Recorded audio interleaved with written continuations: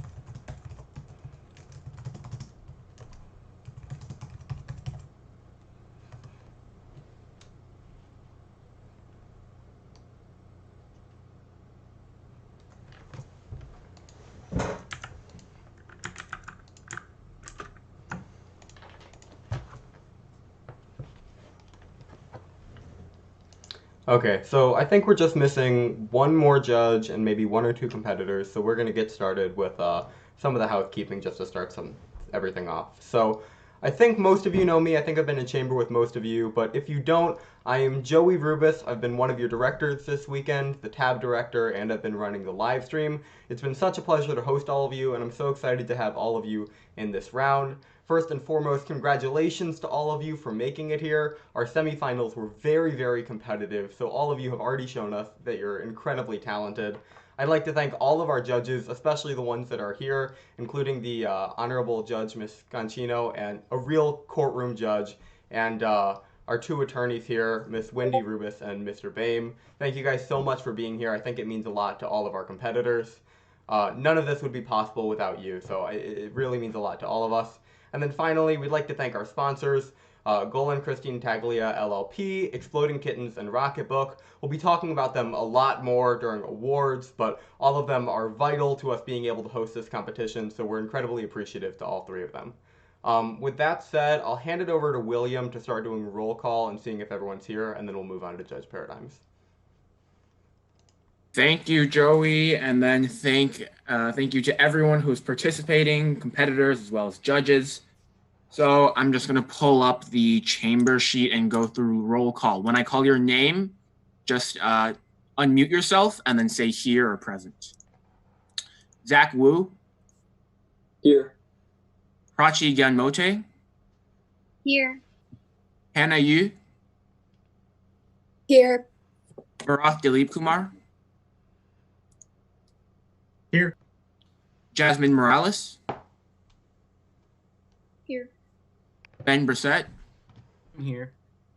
Aditya Kumar. Present. Nick Chen. Here. Ajazvi Saxena. Here. Mia Kursunsky. Here. Jay Bhatia. Here. Aryan Ranjan. Here. Olivia Pasquarella.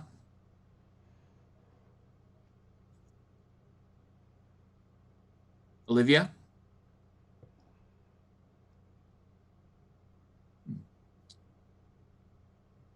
I saw her join, but I will message in the Discord then. And then Isaac Khan. Here. Thank you. She is. Okay, I think then, is there any competitor who I've not called on? No. Then all of our competitors are present. And that means I'm just going to go over the PO procedure.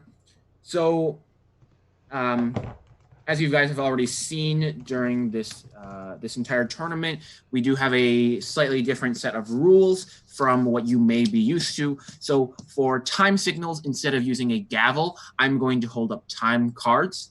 So that's 2 minutes, 2 minutes and 30 seconds, 2 minutes and 55 seconds. And once you get to your 3 minutes, I'm going to put up a hand and then count down from there. Technically, your grace period only extends to 3 minutes and 5 seconds, But because this is an online tournament, we are going to be offering a little more time for you to deal with any technical difficulties. So I will mute you at 3 minutes and 15 seconds. Please do not abuse that grace period. Okay. If you freeze or lag for an extended period of time, upwards of maybe more than 20 or 30 seconds, then what I'm going to do is stop the time and then restart it once you're back, and we might need to have you rejoin the call or something along the lines of that. For questions, we're going to have 2 1-minute blocks of direct questioning, which means that we're going to be going back and forth between the questioner and the speaker. I will call on both senators in questioning before the questioning block starts. So if you would like to give a question, make sure you do that. Make sure you raise your placard before we begin that period. I understand that for some people that might not be what you're used to, but that's how I'm going to be calling on questioners. For speakers, I'm going to be using precedence and recency, and then randomness, of course. And for questions, I'm going to be using precedence, but not strict recency when compared to when we need to be more efficient. To motion or to stand for a speech, just make sure you raise your placard to the camera. You can also message the chat. And for any amendments, make sure you private message that to me first. I will rule whether that is germane or dilatory, and then we will go on from there. Let's see here. Some other important rules to note.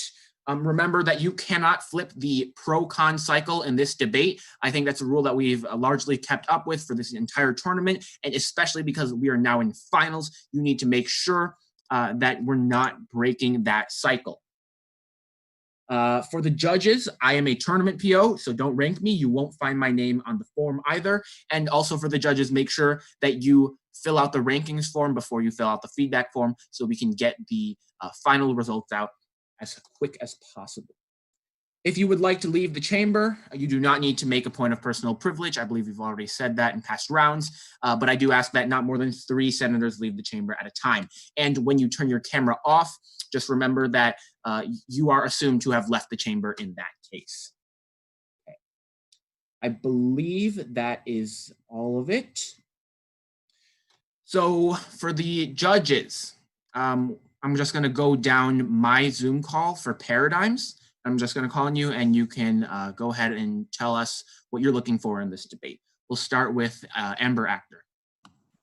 Hi, so if you've made it to finals, obviously you can speak really well, but the 2 things I look for the most is politeness. This is congressional debate, but you must not cross the line. You need to be polite to your competitors.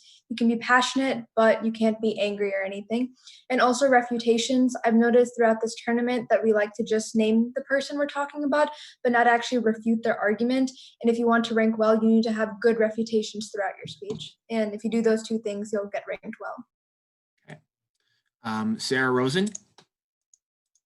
Hi, everybody. Congrats on making it to finals. If you don't know me, I'm Sarah Rosen. I've judged quite a few of you in this tournament already. I competed in Congress all 4 years of high school. Because I have judged every round of this tournament, instead of highlighting the general things I look for, I want to highlight the 3 things that I found to be the most lacking in the rounds that I've judged. First, make sure that you're refuting, to echo what Amber said. If you're not refuting in a clear, pointed manner, I'm not going to rank you. 2, if you're speaking on the affirmation, you have to provide clear solvency. Solvency is the fundamental aspect of proving an affirmative argument, and without it, all of your impacts will fall flat. Third, because we're in an online format, it's harder to gauge how passionate you are about whatever you're speaking about. So make sure that you're being emotive, that you're translating your passion for what you're speaking on some way so that we can feel it from the opposite end of the screen. But you guys are great debaters. You made it this far. Good luck. Mrs. Rubis. Good afternoon. Congratulations to everyone. I don't think I could add much to Judge Rosen, who articulated that so well. I'm a practicing attorney, so I do like to see good questions. I like to see logical arguments. And it's just a pleasure to be here and watch all of you today. So good luck to all of you. The Honorable Judge Regina Scaniccio. Good afternoon. Congratulations to all of you. I'm honored to be part of your program today. I am a Cook County Circuit Court judge, and I appreciate the commentary by the two other judges with respect to what you're looking for. Know that I won't judge you the same way that I judge the attorneys in front of me, but I will follow the rules of your program. So best of luck to all of you. Mr. Darren Boehm. Yes, I am also a practicing attorney, and as Wendy and the judge have said, I'm going to be looking for reasoned arguments and also responsiveness to your other senators and the arguments that you make. Great. Next is Hannah Schneider.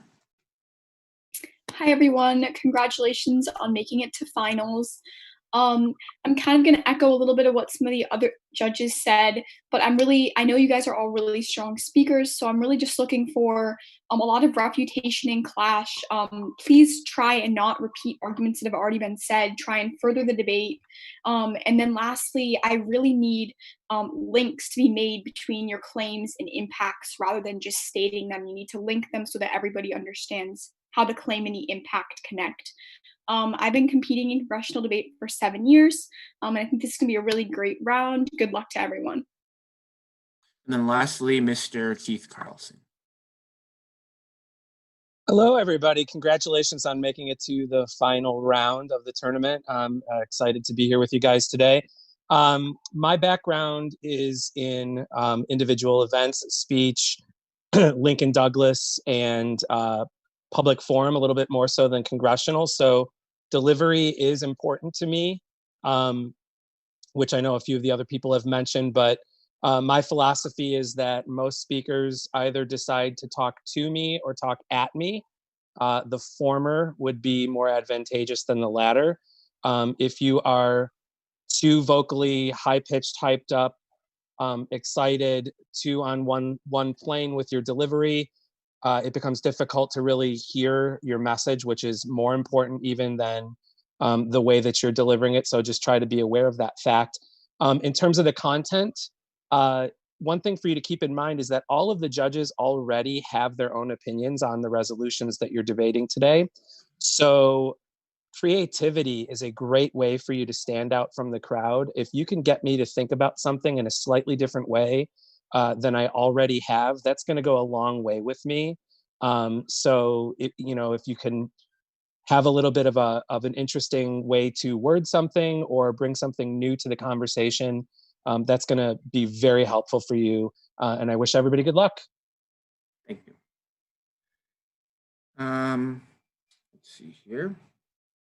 Lastly, let me just say that I just pasted into the Zoom chat for anyone who's interested the PO precedence recency chart, as well as legislation, and then the list of chambers with our speaker codes on them, if you would like to look at that for reference. That being said, we are going to begin the round. Are there any motions at this time? Senator Khan. I move to open the floor for docket nominations. Seconds. Assuming unanimous consent, we are now going to open the floor for docket nominations. Senator Khan, is that a docket? I nominate docket A, which reads A, healthcare, B, student journalists. Are there any other docket nominations? Nope. Then are there any motions at this time? Senator Dilip Kumar? Move to close the floor for docket nominations. Seconds. Assuming unanimous consent, that motion does pass, and we do see that there's only one docket, so we're going to go ahead with that. Are there any other motions at this time? Seeing none, we are automatically going to open the floor for debate. There are no authors in this legislative chamber, so are there any sponsors for Finals A resolution to jumpstart intensive medical response in order to yield anti-outbreak legitimacy? Senator Bhatia, you have the floor. Thank the chair. For the judges, my name is Senator Bhatia, spelled B-H-A-T-I-A, and my school code is 172. Just give me any indication when you're ready. Are all my judges ready? Okay, awesome. Before you begin, Senator Bhatia, let me just say for the judges, just make sure to speak up if you're not ready. And then for me, PO, I'm always ready. Okay, awesome. Science tells us that the human body can survive without food for up to 3 weeks. Without water, we can survive for up to 1 week. But it is reality that tells us, without hope, we can't even last for 1 second. A global pandemic, the most important thing for American citizens isn't wearing masks or having hand sanitizer. It's having hope. It is for that reason to use the acronym of HOPE as a way to frame this debate on the affirmative. First is H, which stands for the horrendous pandemic response in rural America. This pandemic has unequivocally caused suffering for many Americans. However, it is rural America that's not prepared for another one. Forbes explains on March 17, 2020, that 15% of the American population lives in rural America, but the average age is 73.3 years old. That's pretty bad considering the pandemic and the age of the targets. Here's where today's legislation brings solvency, because we ensure that we step up our medical innovation. But why is this more important today than ever? Forbes furthers that over the past 10 years, 120 have closed out of 1,844, which means that the national average hospital beds in the United States is 2.8 per 100. But what this legislation makes it for is 4, which is so crucial now more than ever, because we need more beds to sustain these hospitals. That's where today's legislation comes into play. That brings me to the opportunity that we have with this legislation. First, the first thing we do is we make pharmaceutical drugs more accessible. Why is this so important? Results 1C states that we must bolster drug manufacturing, but this, again, is so crucial for helping them out in rural areas. US News explains on October 17, 2018, that in rural areas, pharmacies are closing by 16% each year. Why is this important? Because the more pharmacies close, the less access they have to these drugs. What does this mean? But under today's legislation, we actually increase the drugs that are being produced in the status quo. That in the long term ensures that everyone has access to the pharmaceuticals that they need. It's important that this Congress bolsters for another pandemic and doesn't fall behind. But that brings me to P, which stands for proactive. It is essential that this Congress is proactive for another pandemic rather than reactive. Fox explains on March 21st, 2020, that the major reason why the pandemic was so uncontrollable right now was because of a lack of sharing between the CDC, NIH, and state and federal governments. The entire purpose of Resolve Clause 1F is to ensure that the NIH and CDC are much more prepared for a global pandemic than they were previously. What does this mean? It means that state governments now actually know what's coming before they did. Right now, we had no response, and E is for essential. It's essential that we pass now before we lose American lives. H, O, P, and E. Let's pass today's legislation before American citizens run out of it. Thank you, Senator, for that speech of 3 minutes and 9 seconds. All questioners, please raise your placards. That will go first to Senator Morales, then Senator Ranjan. Hey, Senator Bhatia. So when COVID-19 first came out in the world, in Wuhan, how did we react as a country? So the federal government didn't have the best response. Neither did the CDC nor the NIH. Okay, 100%. So actually, we blocked everyone in Wuhan from coming to our country, correct? Yeah, we tried it in Okay, like now let's President go Trump to in January. why was COVID so prominent in our country? Well, because, okay, so the reason why COVID is so prominent in our country is because citizens from Europe and China came to our country, but we had no response and no intelligence sharing. So the pandemic was here before we could even respond. How does today's legislation implement testing in the status quo? Right. So the entire purpose of this legislation is to improve, like the entire purpose is to basically ensure that we have a lot of PPE. We're basically prepared for it, which includes testing with the CDC and NIH. You're telling me about personal protection. Where in today's legislation does it implement? Okay, this is a resolution to ensure that we have proper response to the pandemic. With that comes testing, protective equipment, and pharmaceutical manufacturing. Does it implement testing? Can you point it out? After we pass this resolution, we're going to implement a bill. Senator Bhatia, simple question. Are hospitals making adequate revenue now to employ more doctors in the future, given this coronavirus? Probably not. They're not, exactly. So now how do we actually implement whatever you call for in terms of increasing the number of hospital beds or increasing the manufacturing services here if we can't afford doctors in the first place?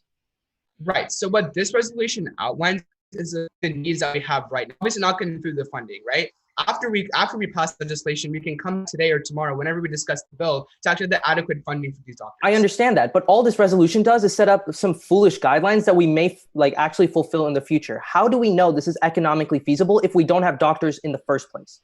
Hospitals are closing down as a result of it, like you said. Right. Hospitals are being overcharged. The entire purpose of this legislation is to have more of them, right? One of the law clause said that we have 4 beds per every 1,000. That's pretty Okay, crucial. where do we get our medical equipment now? Is it more on imports or exports? I'm sure you can tell me. Okay, I'll tell it to you in my speech as time's running out. Chair absorbs. We had a bit of technical difficulty with that last speech. So if the judges could turn off their screens and then just use the reactions feature, if that would help, or just turn off your screen and unmute yourself if you're not ready. We want to make sure that our speakers are as audible as possible. And then, of course, just to add on to my questioning procedure, I'm going to put up 10 seconds when you're at 50 seconds. Got it. Seeing as that was a speech in affirmation, all negation speakers, please raise your placards. That will go to Senator Korsunski. I thank the chair that Senator Korsunski, Kor as in apple core, Sunsky, speaking for the first time in this legislative session. If all judges could please give me an indication when you're ready, I will begin.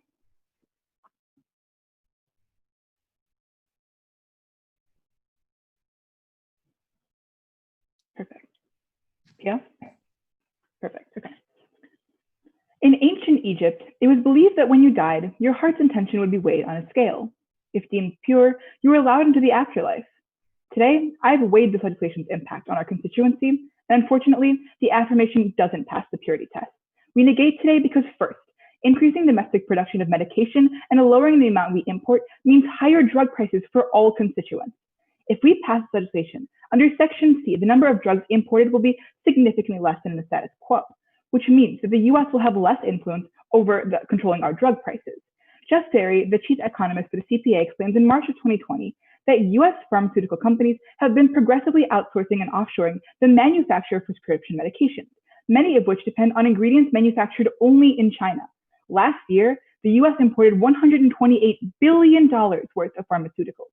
And Reuters continues in December of 2019 that the importation of drugs from places like Canada as a way to lower costs for US consumers have been considered a historic step forward in efforts to bring down drug prices and out-of-pocket costs.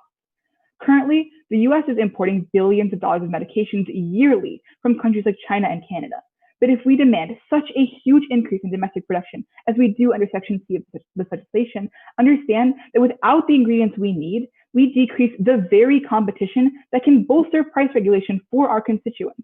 Instead, we force the US to switch to expensive domestic production, meaning every single impact that Senator Bhatia just promised you about price accessibility and decreasing prices completely fails. When the affirmation stands before you and tells you that with lower prices for medications, more constituents will be able to get the help they need, understand that fundamentally, that's not true, because without our competition, we will never be able to keep our prices down. Now, I hold the hearts of our constituents in my hand.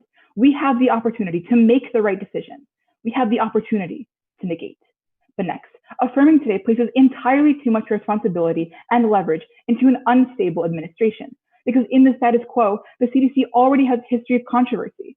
The New York Times explains in March of 2020 that Dr. Redfield, a former military doctor and AIDS researcher, had no experience leading a government agency when President Trump appointed him to run the CDC 2 years ago, and has faced wrath from elected officials in both parties who are demanding an explanation as the limited testing becomes a concern for the coronavirus. Currently, the face and the person with all the power in the CDC is Dr. Redfield. And Senator Bhatia promises you that suddenly the CDC will be able to handle every single task thrown at them if we affirm. But understand, if we affirm today, we're simply funneling more money and resources into an agency that's already proved it cannot do its job.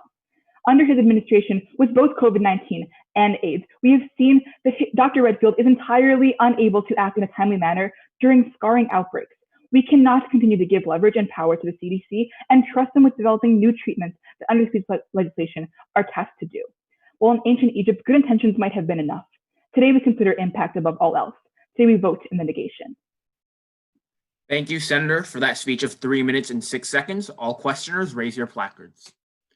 That will go first to Senator Kumar, then to Senator Chen. Hi, Senator. So let's talk about the CDC for a little bit, right? Sure. Out of all this bill's provisions, how many involve the CDC? I believe it is only the last one, but all of these have to go through the CDC. So like ultimately, Really? So, our whole coronavirus response has to go through the CDC. So the resolved clause talks about recommending benchmarks for states and municipalities, right? Yeah, that's clause X. Well, like, so, the entire resolve clause says resolved that the Congress place renewed focus on pandemic readiness and recommends the following to states and municipalities. Yes, but the CDC So only does the CDC have mentioned control over states and municipalities? not in the status quo, but the Okay. fact is that they have control over every If the single majority aspect of this legislation other doesn't aspect. involve the CDC, how does your point about CDC instability still stand? Because ultimately, the CDC is the agency in charge of running our response to COVID-19, right? Right, but this is So talking if we about don't- state responsibilities. I understand that, but if we don't address the fundamental issues in the agency that is federally responding to COVID-19, we're not going to see Okay, any so I tangible understand there are progress. issues with the federal response, but this is about state and local responses, is it not? How's there a relation between state and local responses and your issues with the CDC? The bottom line is we can't have Thank you, justice Senators. respond if we're not on the same page Thank you, federally. Senators. Hey, Senator. Hi. So right now, the CDC is already managing our COVID response, right? They're struggling to manage our COVID response. They're attempting to. But they already have authority to do so, right? Yeah, but they're So not where using their is- authority properly. Yeah, so where in today's bill do we provide them additional authority if they already have all the authority right now? We're not providing them additional authority, but under Section F of this bill, we call them to develop new treatments and have a new emphasis on contagious diseases. Right, but they're already doing that now, right? Yes, and they're doing an inaccurate job. So when we call them, they're doing a poor job, as I proved to you in my speech. So when we call on more action from the same company or the same agency who's already not able to do their job, we're only going to see this confusion across our whole nation. But if they're already doing a bad job, what in today's legislation makes that worse? We're giving them more responsibility to continue doing their inefficient methods. Wait, but I don't want to waste my time passing policy in an agency that's already proven it can't act in a timely and But if they already efficient have manner. authority, how are we increasing their responsibility? We're pushing them to create more studies and more research, Senators. but they haven't been doing that. Thank you, Senators. Seeing as that was a speech in negation, all affirmation speakers, raise your placards. That will go to Senator Yu. I thank the chair that Senator Yu spelled YU. Just let me know when you're ready.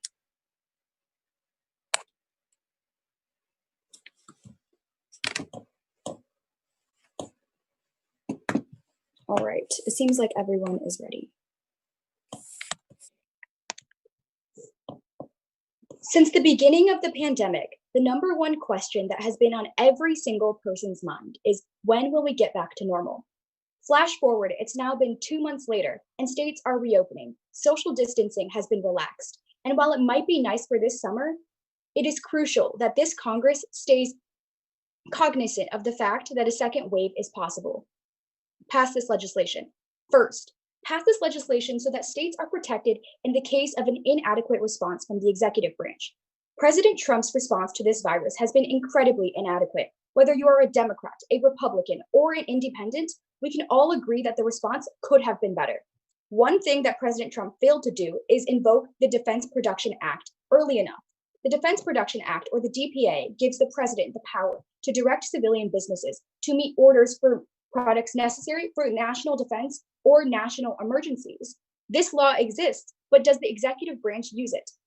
According to the New York Times, in March of 2020, the Defense Department estimates that this law has been used 300,000 times every year, and the Department of Homeland Security used it 1,000 times in 2018 to help with hurricane recovery. If the executive branch is already using this law on such a recurring basis, the fact that President Trump was so hesitant to use it warrants action from this Congress.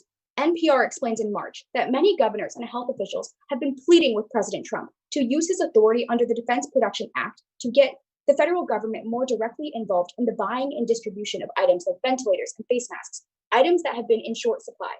The very fact that President Trump was so hesitant to invoke an act that could have been so beneficial warrants preventative measures from this Congress. We need to make sure that individual states are able to protect themselves no matter who is in office.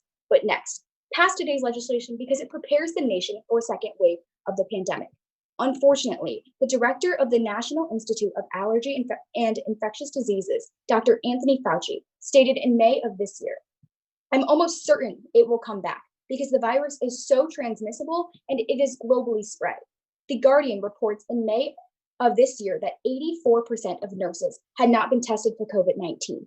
87% were forced to reuse personal protective equipment designed to be single-use, such as N95 masks and face shields. And 72% of nurses have had exposed skin or clothing while treating coronavirus patients.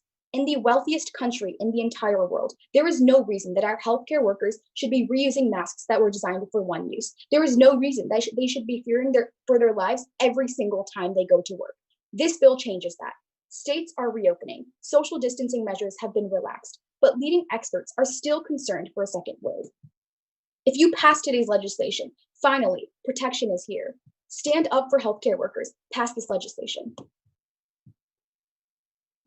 Thank you, Senator, for that speech of 2 minutes and 58 seconds. Questioners, raise their placards. That will go first to Senator Pasquarella, then to Senator Dilip Kumar. Hi, Senator. So when you say that 84% of nurses have not been tested for the coronavirus, which agency's fault is that? I wouldn't say that it's a specific agency's fault, but I would say that overall the federal government has not been as involved as they should have been. Is it not true that the CDC did not take an opportunity to ramp up the production of test kits? Yes, I would agree with that, but the CDC still falls under the Trump administration, who did not ramp up enough testing. Right, but under this legislation, the CDC is going to have to continue studying and developing. But if they're under the Trump administration, how are they going to be effective? We as a Congress are telling the CDC that they have to continue studying and testing. But that's exactly what they do in the status quo. How does this improve the quality of the tests? It doesn't improve the quality of the test. It just makes sure that we have more testing. In what way? By increasing the number of tests. But how is that true if they're already continuing to study and develop in the status quo? How does this make sure they do more of that or better? Well, there are many Thank other you, senators. Okay. Hi, Senator. When do you predict a second wave of the coronavirus is going to occur? I'm not in a place to predict when that. do scientists predict? Okay. This fall. This fall, right? The earliest deadline in today's resolution is 2022. How do we protect against a second wave if these deadlines don't happen fast enough? This first of all is a resolution, so we can change that. But also, in case of another pandemic in, let's say, 10 years, this would be helpful in that case. Yeah, sure, but you specifically targeted a second wave of the coronavirus. Section B specifically says 2022 for doubling of. I am supporting this resolution. That's the earliest as deadline a of this resolution. resolution. How do we ensure solvency for the issue you mentioned? I am supporting this resolution as a resolution. We can always change that once it becomes a bill. Yeah, sure, but you specifically targeted the second wave of the coronavirus. How do we ensure solvency for that? Sorry, you cut out for a second. I couldn't understand. How do we ensure solvency for the second wave of the coronavirus? I already answered that. Okay. Seeing as that was a speech in affirmation, all negation speakers, please raise their placards. That goes to Senator Ranjan. Thank the chair. For my judges, that's Senator Ranjan. It's sort of spelled like Ranjan Surf Shop. Just replace the O's with the A's. The speaker code is 176. Whenever you guys are ready. Perfect. Perfect. And I think that's everybody. Anybody not ready? All right, cool. I want to remind this chamber of the following quote from Atticus Finch. You never really understand a person until you consider things from their point of view. Because I feel that for far too often, when we debate something as vital as healthcare, we fail to look at the problem from the eyes of our constituents, the eyes of our fellow Americans, and the eyes of our doctors who have to face this crisis every single day. Because once you do that, you'll see that all this legislation does, despite being a resolution, is just put a series of frameworks for guidelines and deadlines that just can't be fulfilled. And that's why you negate. Now, essentially, you can negate this legislation on 2 counts, 1 in terms of implementation and 2 in terms of execution. So let's break that up. In terms of implementation, let's make one thing clear. None of these guidelines are economically feasible for the future, primarily because it doesn't give us a means to achieve these guidelines that the affirmative the affirmative wants to happen in the future. And the reasoning for that is because we have a lack of medical resources in the current status quo. Now, I asked Senator Bhatia why this was in questioning, and he couldn't give me a straight answer. So allow me to provide you with one. On March 20th of this year, the Associated Press found that in February, hand sanitizer and swab imports both dropped by 40%, and N95 respirators and surgical mask imports were down an additional 55%. Interestingly enough, these are the same pieces of equipment that we have a massive shortage of in our hospitals. And the reason for that is because of our huge dependence on China for medical equipment. In fact, China is the main producer of medical equipment. And the reason we can't get that is because of the Chinese trade war. Because of the numerous tariffs we put on these goods, they are extremely costly back at home. And there is no way we can just transition from depending on China to now a huge domestic supply chain. But let's say we pass this legislation and Section D takes hold. We start moving everything domestically. That doesn't solve anything. The only way we can make up for a critical shortage of medical equipment is by actually, the only way we can actually get this equipment is by paying huge rates. But who suffers as a result of that? Our doctors. In fact, the New York Times tells us on April 3rd of 2020 that governors in dozens of states have delivered executive orders or guidelines directing hospitals to stop non-urgent procedures and surgeries, which means that about 1 in 5 doctors have been furloughed or taken a pay cut. Senator Yu, when you talk about preparing us for a second wave, understand that if we pass this bill, if we start getting more ICU units, and if we start building more hospital beds with higher prices as a result of our dependence on China, our doctors will not come back to work because our hospitals cannot afford them. And that's why millions of people are being furloughed and they're taken out of work. There is no solvency within this legislation. And the second thing that won't want doctors to come back to work is because of our federal guidelines right now. In fact, if you look at our current safety measures, they're heavily flawed. As the director of the Center for Disease Control and Prevention tells us, on April 9th of 2020, essential employees such as healthcare and food supply workers who have been within 6 feet of someone confirmed with the coronavirus can actually come back to work as long as they don't exhibit symptoms. Unless we fix the root cause, we can't solve this issue. There's no way we can protect our constituents in the future if we pass this legislation. And that's why you fail. Thank you, Senator, for that speech of 3 minutes and 13 seconds. Questioners, raise your placards. That will go first to Senator Bhatia, then Senator Chen. Hey, Mr. Ranjan. So why are we solely dependent on China for our supplies? It's not just us, actually. The entire world is dependent on them because they make the medical equipment in the first place. Okay, with that being said, if we bolster manufacturing in the United States, like this legislation tells us, how does that in long term make the cost too high for doctors? Like, what's the link there? Yeah, so the link is if we start making everything domestic, we have to pay an increased amount of prices for that same good. And that means we can't pay doctors as much as we could before because Chinese goods are cheap. So basically the budget for doctors comes with the same budget for manufacturing. Is that what you're saying? It's not just the budget. The problem is if you're going to get all this equipment, where is the money for the doctors? Hospitals are not making enough revenue to pay for both. Okay, but how does that work though? So like a manufacturing equipment doesn't come from the hospital, right? It comes from separate manufacturing plants, correct? That's true. That's true. And what I'm telling you is that the entire economy is suffering. As a result of the coronavirus, we don't have enough revenue to actually afford any of these goods, let alone doctors. Right. So then what do we do for our preparedness? Thank you. We can't prepare with this bill. Senator Chen. Yeah, Representative. Hey. So just to clarify, the main issue we have with this legislation is the part that mandates that we stockpile PPE and other medical equipment, right? The main problem I have is that there's no solvency economically. Right. So, and you talked about how local hospitals would have to pay for these goods, but under Section E, the stockpile goes to the national strategic stockpile, right? Mm-hmm. Yeah. And again, a lot of that equipment for the PPE equipment comes directly from China. So we're impacted there as well. Wait, but do local and state hospitals pay for the national strategic stockpile? I'm not sure. I don't think so. Wait, it's the national stockpile, right? Why would local hospitals pay for it? I just said that they don't. Yeah, so why would there be an issue with local hospitals firing doctors if they're not paying for the equipment? The issue is that it's already happening. Millions of doctors are being furloughed, and that problem is going to be impacted even more if we pass this bill. And that's more doctors are going to be affected. Right? What was that? That's mainly due to the pandemic, right? Exactly. And if you look at the guidelines, they're so far out in the future, we can't achieve any of them to help people now. Thank you, senators. Seeing as that was a speech in negation, affirmation speakers, raise your placards. That will go to Senator Khan. I thank the chair. Good afternoon, everyone. I'm Senator Khan. Speaker code is 186. Speaking for the first time today. Just a signal whenever you're ready would be awesome. Thank you, thank you, thank you. Thank you.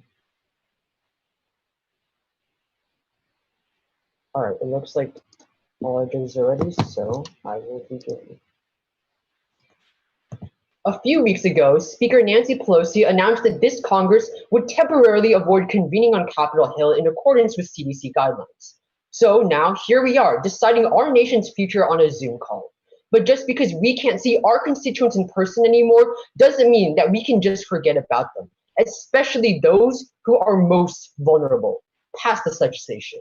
First, I want to distance myself from Senator Bhatia. The fundamental reason why the United States has such a large struggle with the coronavirus pandemic isn't lack of NIH or CDC coordination. It is our consistent lack of medical supplies. Kristen Holmes, writing for CNN on March 27, 2020, explains that there isn't enough stockpiled medical equipment available as we deal with the coronavirus. That's why the biggest reason that the federal government failed in its response to the pandemic is that it lacked necessary medical supplies. So the obvious question is now, how did this happen? But don't be blindsided by Senator Ranjan. The reason why we've had a shortage of medical supplies isn't our dependence on China, and here's why.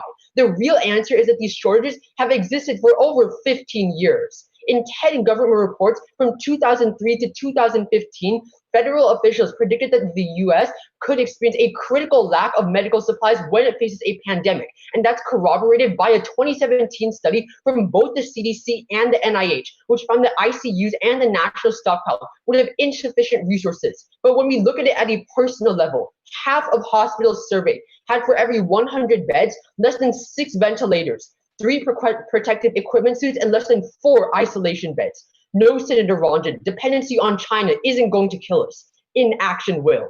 The impacts are far too tangible, and sadly, it's taken a pandemic for them to become apparent. The fact that patients had to wait in chairs for 36 hours to be seen in New York speaks for itself. American lives are in danger. Don't let the negation take us down the path of the past, because it doesn't take a degree in medicine to recognize that medical infrastructure is sick. The only cure is this resolution. That's why you pass, because stockpiling resources is the only hope of being prepared for future pandemics. Senator Korskunski claims that the CDC isn't competent, but that's a reason to fail. Turn that argument to the affirmation, because incompetent leadership means it's more important than ever to prepare for future outbreaks. Jill Collin, writing for AP News on May 14, 2020, explains that replenishing national stockpiles is the only way for us to ensure we're ready for the next pandemic. But don't just take it from me that you should pass this legislation, because President Trump has already said that he also wants to replenish the national stockpile. No, Senator Korskunski, we're not funneling money into the CDC. Senator Kumar already told you in cross-examination that the CDC doesn't control state responses. That doesn't play a role here, but what does are sections D and E of the Resolve Clause, which solves the consistent lack of supplies by maintaining 40 million sets of protective equipment and expands domestic medical supplies. That's why it is the burden of future negative speakers to tell that this actively weakens pandemic preparedness. Affirm this legislation. Thank you, Senator, for that speech of 3 minutes and 6 seconds. All questioners, raise your placards. That will go first to Senator Korskunski, then to Senator Ranjan. Yes. Hi, Senator. So you're concerned about the second wave, and I am too. But when it comes, who's going to be in charge of providing new research and new studies on how to cure people of coronavirus? Right, so that's the National Institute of Health among the CDC, but that's really only one part of it. A lot of independent laboratories are also doing research. Okay, so say that we do pass today, and we see all these things happening in 2022, 2025. What benefits do we have for the direct second wave that comes this fall? Right, so that's why if you looked at literally any section except for section F, sections A through E all double the amount of ICUs, increase hospital beds, increase domestic drug manufacturing, Sure. and also leave some more protective personal equipment. Absolutely, but in 2 to 5 years, right? So in the immediate future, what gets fixed for our constituents? What Senator, hope do they you're get? misunderstanding the purpose of this legislation. It's not reactive, it's preventative for the future. Okay, but how are we reacting to the issue now? We have other legislation. Thank you, senators. Hi, Senator. So I'm a little bit confused confused. How can you say that we not have a huge dependence on China on medical supplies if they're the #1 country producing the most medical supplies right now? Sure, they produce a lot of medical supplies, but had we been prepared in the past 15 years, we wouldn't have had a problem with dependency at all. The question, That's what this Senator, legislation fits. Senator, the question isn't talking about history here. We've already failed. The problem is we don't have the time now to recover for 10 years of dependence on China. That's what this bill does, and I prove to you we can't make up that coverage. That's what you're misunderstanding about this legislation. It's not meant to immediately fix the coronavirus pandemic. It's for those next 15 years to ensure that we don't have dependency problems back in like 2030 or 2040. Okay, Senator, why is that our top priority if, Senator, you just explained that we are going to face a second wave this year? What does this bill do to solve that? Can I answer your question? It takes time for us to be prepared, and if we don't start now, we will see another pandemic as bad as the one we're facing right now in 2040. Why is this legislation the best way to start that if there are better solutions right now that could take place? If you could tell me them, I'd love to. Thank you, senators. Seeing as that was a speech and affirmation, all negation speakers raise their placards. That will go to Senator Dilip Kumar. Awesome, thank you. I know that most of the judges are always ready, so I'll just wait a few seconds to see if any judge isn't. A reminder to the chamber to say your speaker code before you begin speaking. Awesome. 120 is my speaker code. Cool, let's get started. Over the course of this pandemic, a rallying cry among Americans on social media has been hashtag alone together. Pass today's legislation and you leave healthcare across this country alone. First, you failed today's legislation because it increases the stress on hospital system budgets. Now, Senator Ranjan talks about the lack of elective procedures. Let me expand on this and understand the specific effects as a result of that. The Wall Street Journal explains on April 19, 2020, along with The Guardian on May 15, 2020, that hundreds of American hospitals are nearing bankruptcy because of the pandemic. That's happening specifically because of the lack of elective procedures. It's also causing pay cuts for providers, just like Senator Ranjan explained. But when these hospitals are already stressed, understand that by passing today's legislation, what you do is put them over the brink. Senator Khan had the burden on the negation to explain why PPE and the other explanations of legislation will weaken our preparedness. Let me explain exactly why that happens. The Health Affairs Journal explains in January 2019 that adding hospital beds costs nearly $1 million per bed per hospital. ICU beds are even more than that. Today's legislation doesn't give hospitals a single dollar in funding to actually be able to achieve this. So when Senator Bhatia comes up here and says that rural America isn't prepared for the pandemic, and today's legislation is going to improve that, understand it's categorically false. Because when you increase the stress on hospital system budgets, you see increased hospital bankruptcies and decreased access to healthcare for rural Americans. That's exactly why you fail. But the second reason why you fail is because you worsen the supply chain issues that we've already seen in the past 2 months. Senator Ranjan explicitly talks about China, but let me go into exactly the link between today's legislation and increased dependence on China. The Atlantic explains on March 19, 2020, that healthcare supply chains across the country are very, very fragile right now. That's because high demand has put lots of stress on low-margin supply chains. We further worsen the stress when we require hospitals to massively increase their demand with very little supply increase in the United States. Now, speakers on the affirmation might cite the idea that we have to move a lot of foreign manufacturing into the United States. But let me direct you to Section B of today's legislation. It only talks about ICU by 2022. The big increase, which we see from domestic manufacturing, doesn't happen until 2025. Senator Khan, when you say that it's not because of China, understand that's definitely not true. FIME explains in a 2020 report that $13.9 billion of medical equipment was imported from China. Pass today's legislation, and you only increase that. As we discussed today in a virtual setting, this Congress adopts the idea of alone together. Don't be forever alone.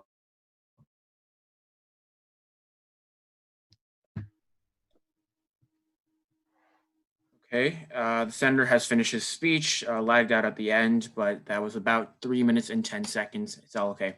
We're now going to call on 2 minutes of questioning. Questioners, raise your placards. That will go first to Senator Brissett, then to Senator Khan. Okay, so your primary concern with today's legislation seems to be the fact that it's not allocating any funding in order to assist states in the acquisition of ICU beds and additional units of PPE, that sort of thing, right? Sure. Okay, so is the nature of a resolution inherently binding? Okay, I understand where you're going. Even if we give money to these hospitals, right, we still don't have the manufacturing capability in the United States to not. Isn't that exactly why we're passing today's today's legislation, in order to ensure that the supply chain is moved domestically? The infrastructure increases that we need under this resolution happen before the manufacturing increases. Therefore, in that period of time, we're heavily reliant on other countries like China. Okay, thank you. That's all. Chair absorbs. Senator Hi, Senator. Great speech. So I'd like to continue off of that. Why can't we, when we actually turn this into an actual bill, provide like funding provisions and manufacturing provisions to decrease hospital stress? Okay, cool. Let me direct you specifically to section C and D, right? They both say that we have to have the manufacturing increase by 2025. Section B says the ICU increase has to happen those are by those are 2022. guidelines, right? If we want that infrastructure, we have to go to China. There's no manufacturing in the United States. Those are still guidelines, right? And even if we do import stuff from China, we're not necessarily decreasing imports, we're just increasing domestic production. We're still allowed to import stuff. Okay, let's take you at your highest ground, right? Even if that happens, we can't build a whole new industry in the United States in a span of 2 years. It's simply not feasible. If we want that kind of production, we have to go to other countries because the infrastructure for that manufacturing doesn't exist in the United States. Right, but then that ensures preparedness for later, correct? It does, but we basically increase our reliance in the short term with long-term lasting damage. Thank you, senators. Seeing as that was a speech in negation, all affirmation speakers, please raise your placards. That will go to Senator Gyanmote. I thank the chair. This is Senator Gyanmote, spelled Gyanmote, and my speaker code is 107. I'm at the leisure of the judges and PO whenever you are ready.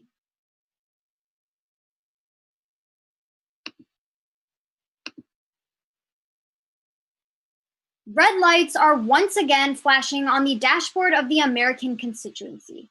It's time that we stop driving, pull over to the side of the road, and analyze the danger that we are in due to the COVID pandemic.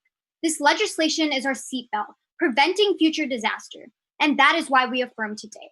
The debate today has been centered on everything but our constituents, and that's an issue we solve if we pass today. Now, Mr. Bhatia today in his speech did touch on the sustainability this bill provides for us, but allow me to expand, because this bill will decrease the concentration of hospitals and their costs.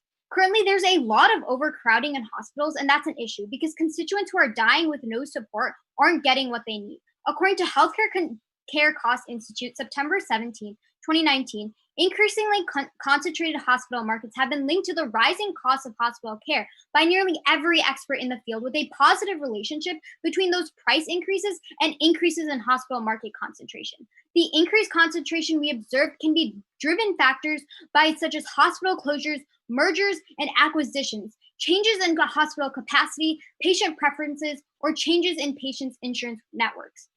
Under this legislation today, we ensure 4 beds for every 1,000 residents, and we also double the intensive care. By helping minimize the hospital concentration and force hospitals to give service to communities through the intensive care, we lower costs of healthcare and help every constituent get the care they need quickly and efficiently. So when Mr. Dilip Kumar comes up here today and tells us that our economy and we don't have the funding and we're not able to provide the resources today, we must understand that this bill will help those constituents get the proper healthcare they need.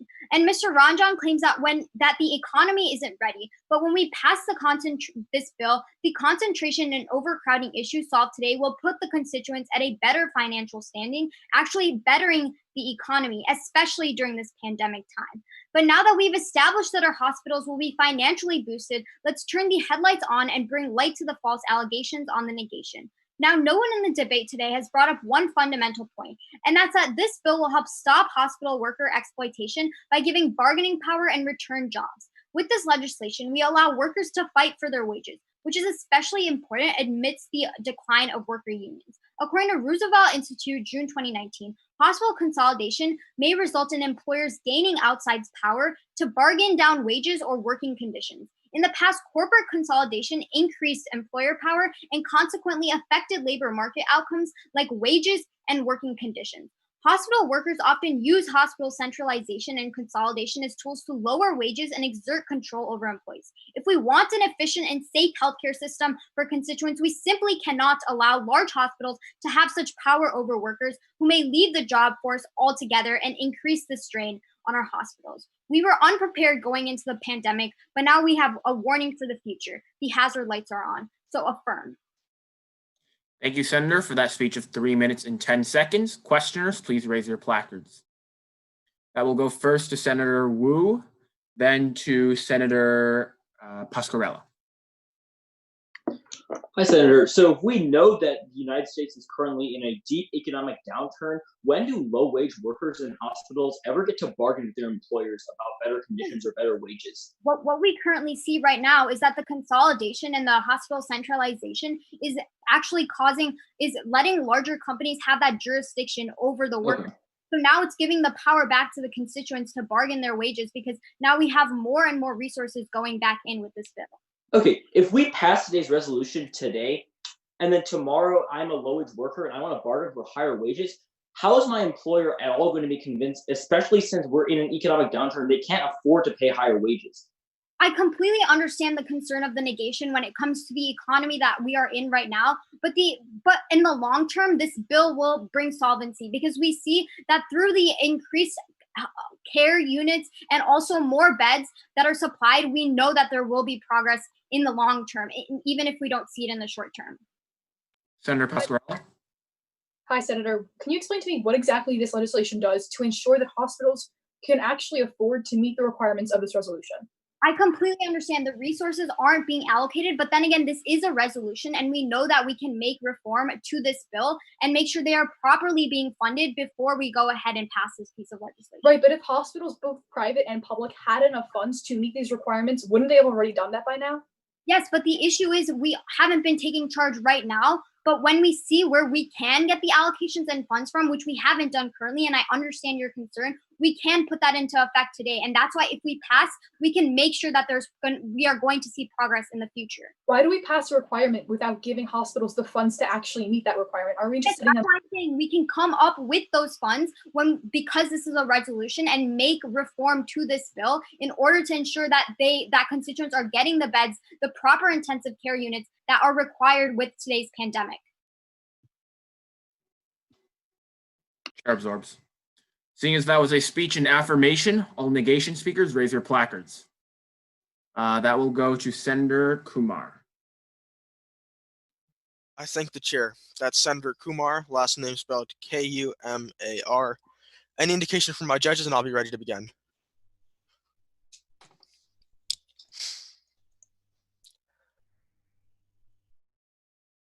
All right, looks like everyone's ready. Thank you. One of this government's key goals, established in the preamble to our Constitution, is to promote the general welfare. Unfortunately, when it comes to this pandemic, this Congress and the federal government have been missing in action. Negate this legislation because it puts the onus on the states, because that takes away all the affirmation's impacts. First, allow me to explain how this resolution puts more responsibility on the states. So right now in the status quo, as Reuters explains on April 10th, 2020, governors have had to scramble to provide ventilators and other medical supplies for their states and hospitals because the federal government is missing in action.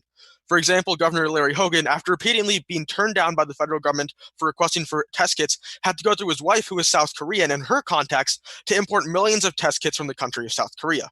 And understand, this resolution does nothing to help that. It actually makes it worse. You see, resolutions are symbolic. Let's turn to the symbol provided in the words in this resolution.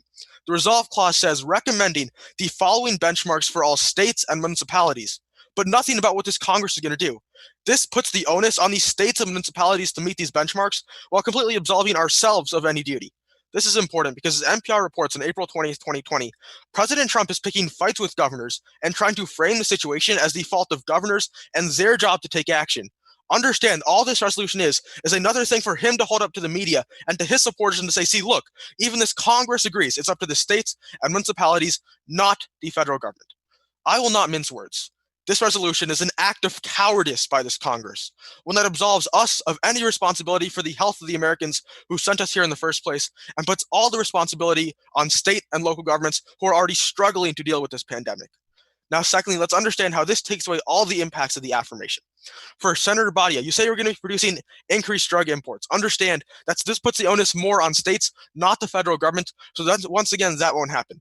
Second, Senator you're worried about a second wave. Understand, under this piece of legislation, if a second wave does happen, this allows President Trump to say, the second wave isn't my fault, it's not my responsibility, and once again put it on the governors and local municipalities that are mentioned under this legislation.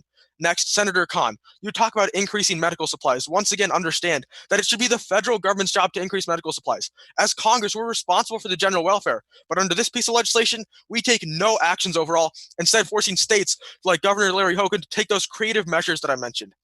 Finally, Senator Gianmote, you talk about financially boosting hospitals once again by bringing in the materials. Understand, under this piece of legislation, it's the states who are responsible, the states who are already taking action. So your point has no effect because it doesn't force this Congress to do anything. That's the fundamental misconception of this debate, one that I've answered today. All the affirmation assumes that under this resolution, we as a Congress will be taking action. But if you look at the wording, that doesn't happen. Congress, we expect essential workers to have the courage to fight a global pandemic, but we don't have the courage to take actual federal action. That's despicable. Negate, because this legislation puts all the responsibility on the states and none on ourselves. Thank you, Senator, for that perfectly timed speech. All questioners, please raise your placards. That will go first to here. Senator Saxena, and then to Senator Bhatia. Representative, so can you explain to me how exactly we're putting the burden on the states under this legislation? Right, so if you look to the resolve clause where it says it recommends the following benchmarks for states and municipalities, that means those states and municipalities have to hit the benchmark, puts responsibility on them to do so, and absolves the federal government. I mean, but does it make more sense for a municipality to administer this, or like the federal government? Well, as I've already explained, jurisdiction and knowledge over. As I've already explained in the status quo, the federal government has abandoned the states and local governments essentially, so that's what's going to keep happening. Okay, but who is in charge of like actually administering the hospitals in a local area? Is it going to be like the New York governor, or is it going to be the president? Right, so the New York governor is responsible for administering the hospitals, but as the governors have... If the current situation, as it has been for the past several years, is that local municipalities are in charge. Right, so the federal government is supposed to step in times of crisis, right, and help out. What would your response be then? Like, what would you like the federal government to do? So I'd like the federal government to interact with other countries, to bring in more shipments of ventilators, like the federal government to take responsibility. Under this no, right now we're abandoning our state. Thank you, senators. Either. So you would agree that the most priority thing right now is to have medical supplies, correct? Sure. Okay, so if the national stockpile is the one that's in charge of keeping those supplies, how does it put burden on state governments? Right, so because under this, it says the benchmark is for state governments to hit that part of the national stockpile. Right, they will get it from the national stockpile, correct? No, it says that state governments should hit this benchmark.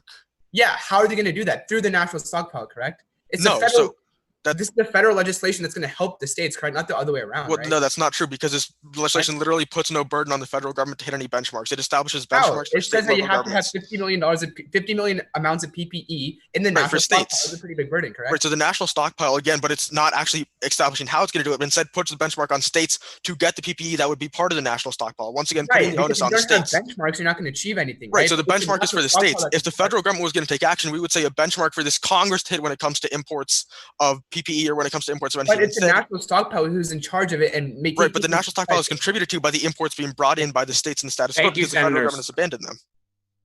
Seeing as that was a speech in negation, all affirmation speakers, please raise your placards. Senator Chen, you have the floor. I thank the chair. Good afternoon, everyone. This is Representative Chen speaking for the first time this session. Speaker code 157. As always, at your leisure, just give me any indication when you're ready. Good? Good. Good. Awesome. The world's response to coronavirus has been haphazard at best. Take Belarusian President Alexander Lukashenko, who told his citizens to drink some vodka and go to the sauna to cure the COVID epidemic. Now, as much as it pains me to say it, day drinking and saunas doesn't cure the coronavirus. The world and America as a whole needs solvency. But I want to take a step back, because so far today's debate has been focused on alleviating the immediate crisis. And I will be the first affirmative speaker to concede that this does absolutely nothing in the current pandemic. Obviously, measures and benchmarks that go into effect during 2022 won't ameliorate an immediate crisis. But what it does do, as Representative Khan brought up poignantly in questioning, is prevent future epidemics like this one. Because right now, the likelihood of an epidemic like COVID 5-10 years in the future is becoming more and more likely. The World Economic Forum explains in March of 2019, rather presciently, that the risk of global epidemic grows because of urbanization and population growth that brings people closer and closer together. The World Health Organization is monitoring 7,000 potential pandemics every single month. And it's not just theoretical either. The CDC quantifies in March of 2019 that every year, 2.3 million Americans are infected by unknown strains of antibacterial resistant viruses. Any single one of those could be another COVID. Today's legislation is supposed to prepare us for the future, not the present. Because as much as I would like to solve the COVID crisis now, that's a separate debate and requires far more comprehensive policy. Today's legislation just ensures we don't make the same mistakes. But the negation has argued that the current impacts of COVID and how today's legislation would affect hospitals far outweighs the far out future. In particular, Representative Ranjan and Dilip Kukar argue that today's legislation would lead to hospital closures. Two responses to that. First, today's legislation doesn't burden hospitals. All it does is set a set of general guidelines. The only part of today's legislation that's binding is the part that's being enacted by the federal government, which is coincidentally the National Strategic Stockpile, which state governments have absolutely no part in, Representative Kumar. The National Strategic Stockpile doesn't take any contributions from states. It's just the national government. But more importantly, maintaining the National Strategic Stockpile is essential for the rural hospitals that you champion to stay open. The Rural Advisory Hospital Board explains in April of 2020 that rural hospitals are failing because of a lack of elective procedures. In order to reopen, they need personal protective equipment, which is lacking due to the failures of the strategic stockpile. Vox furthers in April of 2020, explaining that there is no transparency regarding the stockpile, both to Congress and to the public.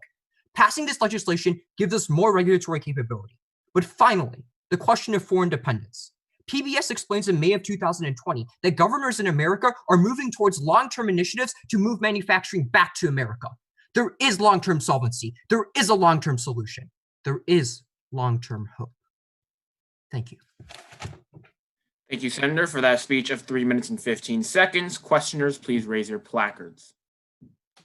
That will go first to Senator Korsunski, and then to Senator Ranjan.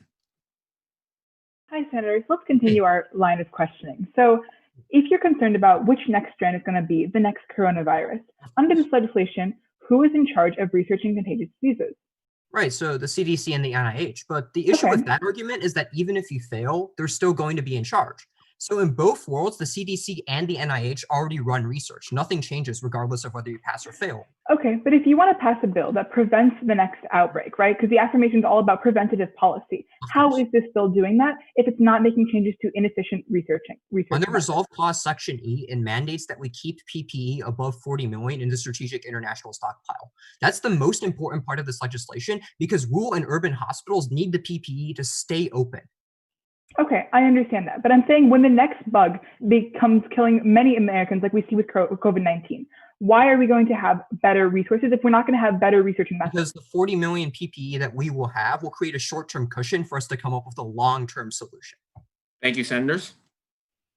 Hi, Senator. So as an affirmative speaker, you have the burden to prove that on net, this piece of legislation will serve as some sort of benefit, at least if it not now, but in the future as well. But as you've conceded, this is not going to help now. So if I'm understanding this correctly, you'd rather pass this piece of legislation and put thousands of hospitals out of work, put thousands of doctors out of work, just for this speculative idea that in the future we'll have some sort of protective measure?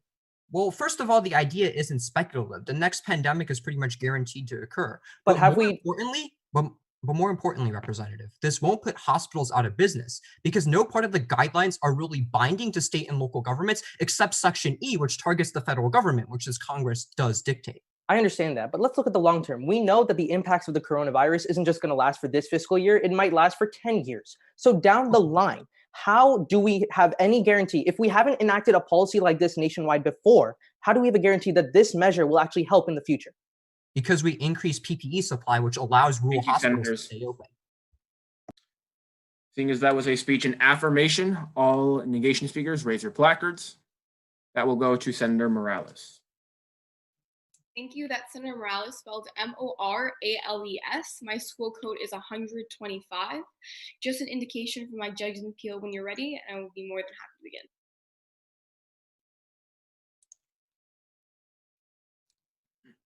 Too often, we judge other groups by their worst examples, while judging ourselves by our best intentions. Since the start of the COVID pandemic in Wuhan, we responded and failed. It wasn't until the virus appeared in our own backyards that America's coronavirus response failed, because we didn't quite understand the complexity of the problem. Today, we are only presented with yet simply another failed attempt. But now first, you stand in the negation because even if I take the affirmation at their highest throughout the entire debate, they entirely ignored what matters most. One aspect that holds the highest impact throughout today's debate. COVID-19 is an American catastrophe, a slow motion disaster that's now only coming into view. When its true proportions have been measured, it will make the early government response look even more outrageous than what it already seems. What's happening here in this country was avoidable. Nearly every flaw in America's response to the virus comes to one source, testing, and today's legislation just simply doesn't do enough. Let's turn to Harvard University, which on April 12th of 2020 suggests that the United States cannot safely reopen until it conducts more than 3 times the number of coronavirus tests it currently administers over the next month. But now The Atlantic also proves this on March 21st of 2020, where they state that the virus was spreading as a delay in test kits became a national shortage. When community transmission in the United States was discovered and states lacked supplies to diagnose even a dangerously ill patient, it was spreading. When a week passed and the market slowly began to collapse, it was spreading. Even as kits started to trickle out, the CDC and state officials clung onto restrictive rules. Doctors and nurses with symptoms of COVID-19 were denied tests because they could not prove exposure. The virus was still spreading. And we allowed and exacerbated this virus to spread. And it's only because I preach for proper policy that I urge you to negate. But now, hey, Senator Gagnotti, I agree with you. Today's legislation might be able to help double the intensive care, but does not address my main concern or help anytime soon. When we look at the fiscal year, Senator, we're looking at results 10 years from now. But now, understand to the negation that under today's legislation, we make real reform in the status quo even more difficult. Senator Chen, understand that in the midst of COVID, nothing is immediately resolved with today's legislation. Knowing this, all your main impacts fall because we need direct help right now. Despite whether or not it helps in the future, we need an answer as of right now. Passing policy that doesn't fix the problem breeds a sense of complacency, and it results in our Congress thinking that the problem solved. Let's turn to a study of California, Berkeley, where they state that once that Congress has legislated on a topic, it's unlikely to revisit it at another 2 years minimum, seeing as they feel we've already given it enough attention, even if solvency has been reached. When we passed, we paved the path to prolonging process. Many times, negation turns into shooting initiatives down, but that's not what I envision for Congress. This isn't a dystopian society. For the good of our people and our progress, you pass. Thank you, Senator Morales, for that speech of 3 minutes and 12 seconds. Questioners, please raise your placards. That will go first to Senator Gianmote, then to Senator Saxena. Hi, Senator. So the main point of your speech was that we don't have testing, but how is this bill in any way hindering testing that you champion for? Okay, so in my perspective, today's legislation doesn't even cover on testing as much as we should. To me, this should actually be the main priority when it comes to alleviating coronavirus. I see how you want. If you refer back to today's legislation, we actually put funding into finding resolutions to end coronavirus, but I'm talking about testing for our constituents. If we would have prioritized on testing since the beginning, then the coronavirus wouldn't be as prominent an issue as right now. But at the same time, when we instill more beds and more intensive care, aren't we inherently just going to also be able to get testing then? Because if we can't even have enough hospital beds for those constituents, how are we going to be able to test them if we don't even have room for them? Okay, Senator, what I'm saying is we have to make other policy aside from this one that actually puts funding towards the real problem. When we have more hospital beds, we're able to treat, but we're not able to give actual resolutions. Are we able to pass another? Thank you, senators. Hi, Representative. So even if the impacts of the affirmation aren't that they just like stop another pandemic from happening, aren't the impacts of the affirmation still positive? Okay, Senator Sixon, I agree, but what we have to understand is that if we are going to implement legislation that actually makes progress towards coronavirus, then we fail today. Why does this legislation need to make progress specifically to one goal if all of the rest of the positive impacts, such as lessening the burden on our healthcare system, will exist regardless? So how I see it, Senator, is as of right now, we have one main priority, and that priority is to help our constituents during coronavirus. This has taken such a huge traumatic— Haven't we already passed like trillions of dollars of aid? Why does this legislation have to be the one when it already has positive impacts? Okay, Senator, have we seen any progress in the future policy that we have? I say we put our time and investment into policy that actually works instead of paving— Why won't this work if we're essentially reforming the healthcare system? Okay, so Senator Saxena, Thank you, Senator. Seeing as that was a speech in negation, all speakers on the affirmation raise their placard. That will go to Senator Saxena. And just a reminder that we do have then an unbalanced speaking order, so someone try to consider flipping your speech. Hi everyone. For the judges, my school code or my speaker code is 161. And as always, just give me any indication for when you're ready. Okay. I think I'm just missing one judge right now. Okay, awesome. When it took a pandemic to expose the problems in our healthcare system, it should be obvious to this Congress that it shouldn't take another for us to realize that we need to fix these underlying problems. But because this legislation doesn't only address pandemic preparedness, but general preparedness, essentially reforming our healthcare system that you pass, because when we pass today's legislation, you stop the US healthcare system from being overburdened, as it is in the status quo. Let's go section by section and understand how all of the negation arguments can be flipped to the affirmation. So first, there's been a huge debate about sections 2C and 2D, about domestic drug prices. Representative Kursunski started this debate by telling us that there was no solvency. But here's the thing, nobody has actually quantified our dependence on Chinese manufactured drugs.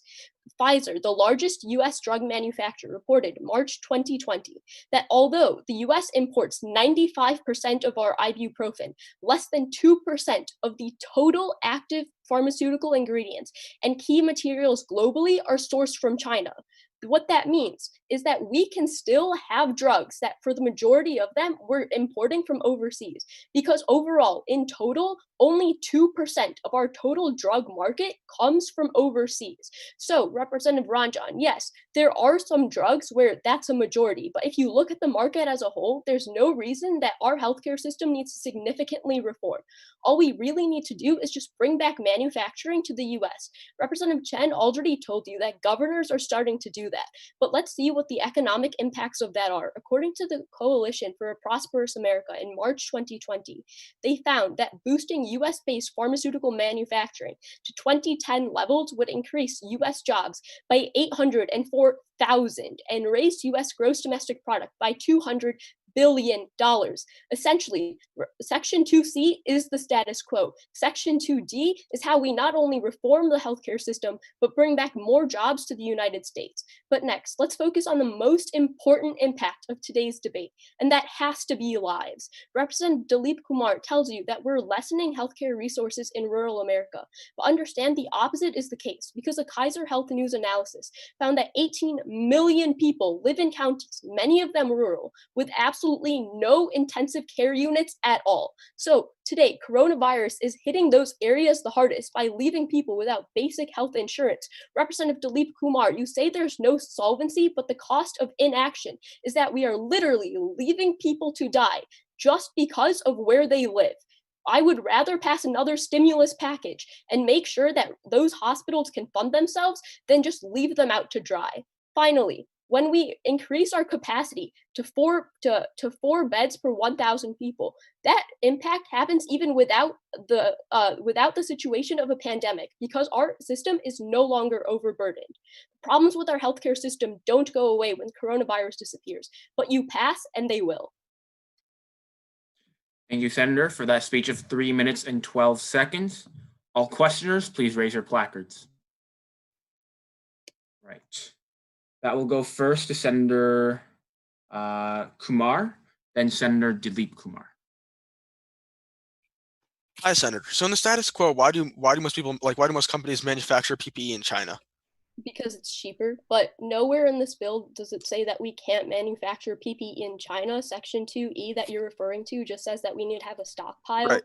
We can So still have it manufactured in China. So I'm a little confused about your point about bringing jobs back to the United States, right? So how does that happen if the Section 2D, what that talks about is that we need to move domestic drug manufacturing back to the US, because the 50% of domestic drug manufacturing has to be moved back to the US. So when that happens, if drug manufacturing is cheaper in China, why would companies move back to the US? well, under this legislation, they would be required to. And again, when they do that, you create almost Wait, do we have the more power to jobs and you require? increase GDP by 12%. How do you require multinational companies to move their factories back to America? Literally, just through this piece of legislation, we say that you have to. So these are multinationals, right? So how do we have any power over Pfizer, them? okay, like most US drug manufacturing companies are already located in the US. Pfizer has three But main if most are in the US, then how do we Thank you, It's not Senators. going to be that drastic. Hi, Senator. So you had a very specific example about ibuprofen imports. What about the rest of the healthcare industry? Okay, so yeah, much of the that do we import? The ibuprofen imports I talked about was that example. Like, yes, 90% of those come from China. But if you're talking overall of the entire drug market, only 2% of our Yeah, we're active talking just ingredients about come drugs. from. What about the rest of the market, like equipment, PPE? You need etc.? active equipment that would go under manufacturing, not drug, not Yeah, the but we drug would still.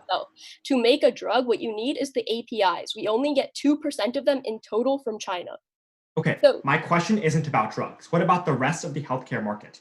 $13.9 billion is our imports for the right. So healthcare I industry. acknowledge that manufacturing is overseas, but you're corroborating the impacts of Section 2C and Section 2D. When we move manufacturing back to the US, you create almost 1 million more jobs and you raise GDP How do by we do that if 12%. the infrastructure requirements happen? Yes, because Pfizer already before the has 3 transfer? main manufacturing plants in the. Thank you, Senators.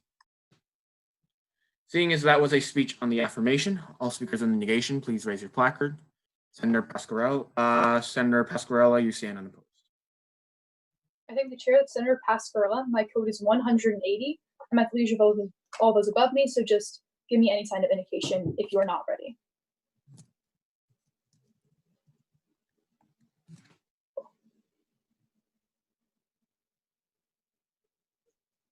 Testing, testing, testing. No, this isn't me making sure that my mic doesn't cut out in the middle of my speech. These are the words of World Health Organization Director General Tedros Adhanom when he was asked about his COVID-19 strategic relief plan for the entire world. Understand that the US has clearly not heeded his words in our debate today or in the COVID-19 pandemic, when just a total of 3.5 million people across our nation have actually had access to a test kit. But in today's debate, the affirmative is only testing how long we can skirt around the systematic problems that caused this pandemic in the first place.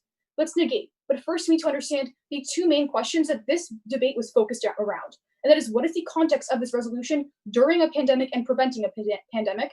And what is this legislation mean when we finally return to a time of normalcy? But first, we need to understand the context of preventing a pandemic. Senator Chen is the very first person in this debate to understand the point of this resolution, which is to prevent a pandemic from occurring. Based on the implementation dates that you see on this resolution, it is absolutely nothing with helping us having more ICU beds in the status quo. But if you look to Senators Karunsky and Morales, they start to talk about the inexperience of CDC officials that are impacting the testing availability. If you actually want to prevent a pandemic, what you have to have is available testing to understand the scope of the people that are actually sick with that disease. But what both of these speakers miss out on is the scope that Section F has in doing absolutely nothing to not only improve testing, but preventative treatments that would have been used in the coronavirus. Look to the Washington Post analysis of both CDC and NIH data from just last month that found that even before the pandemic fully hit in the US, the NIH and the CDC both had a very slow response and chaotic treatment search, failing to prioritize the most important and promising treatments. That's the exact reason today that we still have seen very little success when it comes to looking for a vaccine and also when it comes to having a broader access to test kits. And so, Senator Yu, when you tell us that 84% of nurses have not been tested, understand this resolution does absolutely nothing to ensure that the CDC and the NIH speed up their research and development. If you look to Section F of this legislation, it literally says continuously study. What that means is this resolution is nothing more than a continuation of the inexperience and inadequacies of the CDC and the NIH that we see in the status quo. But next, let's understand the question, which is what does this legislation mean when we finally return to a time of normalcy? This is one of the most understated, but possibly one of the most arguably important effects of this debate, because we need to prevent Americans from having prescription drugs that will treat their illnesses adequately. Look to Senators Karunsky and Ranjan that talk about the massive price hikes that we're going to see on prescription drugs, but understand that this legislation also decreases the quality of those medications. Look to the Section C of the Resolve Clause that says that drug manufacturers have to reach at least 50% of drug demand. And while Senator Saxena tries to pass this off as a positive thing that boosts American employment, look to Janet Woodcock, a doctor for the FDA, that says that as soon as drug manufacturers have to speed up the production of medications, the quality of those drugs go down. Don't test the American healthcare system and negate. And thank you, Senator, for that speech of 3 minutes and 6 seconds. All questioners, please raise your placards. That will go first to Senator Chen, then to Senator Bhatia. Hey, Representative. Hi, Senator. Sorry, Senator. Oh, so sorry. where exactly in today's legislation do we mandate these companies speed up production? Right. So when you look to Section C of this legislation, it says bolstering drug domestic capabilities by 50%. A lot of the drug companies that we have in the U.S. are operating underneath that. So this means they are going to have to speed up their production and decrease the quality. Why can't they just build more factories? It has nothing to do with the number of factors. It has to do with the amount of the yield of how quickly you're producing prescription medications. The percentage that these factories are currently operating at now is the maximum they can have before they decrease quality. Right. So in the event that that drug quality decreases, doesn't the FDA impose consequences on those companies?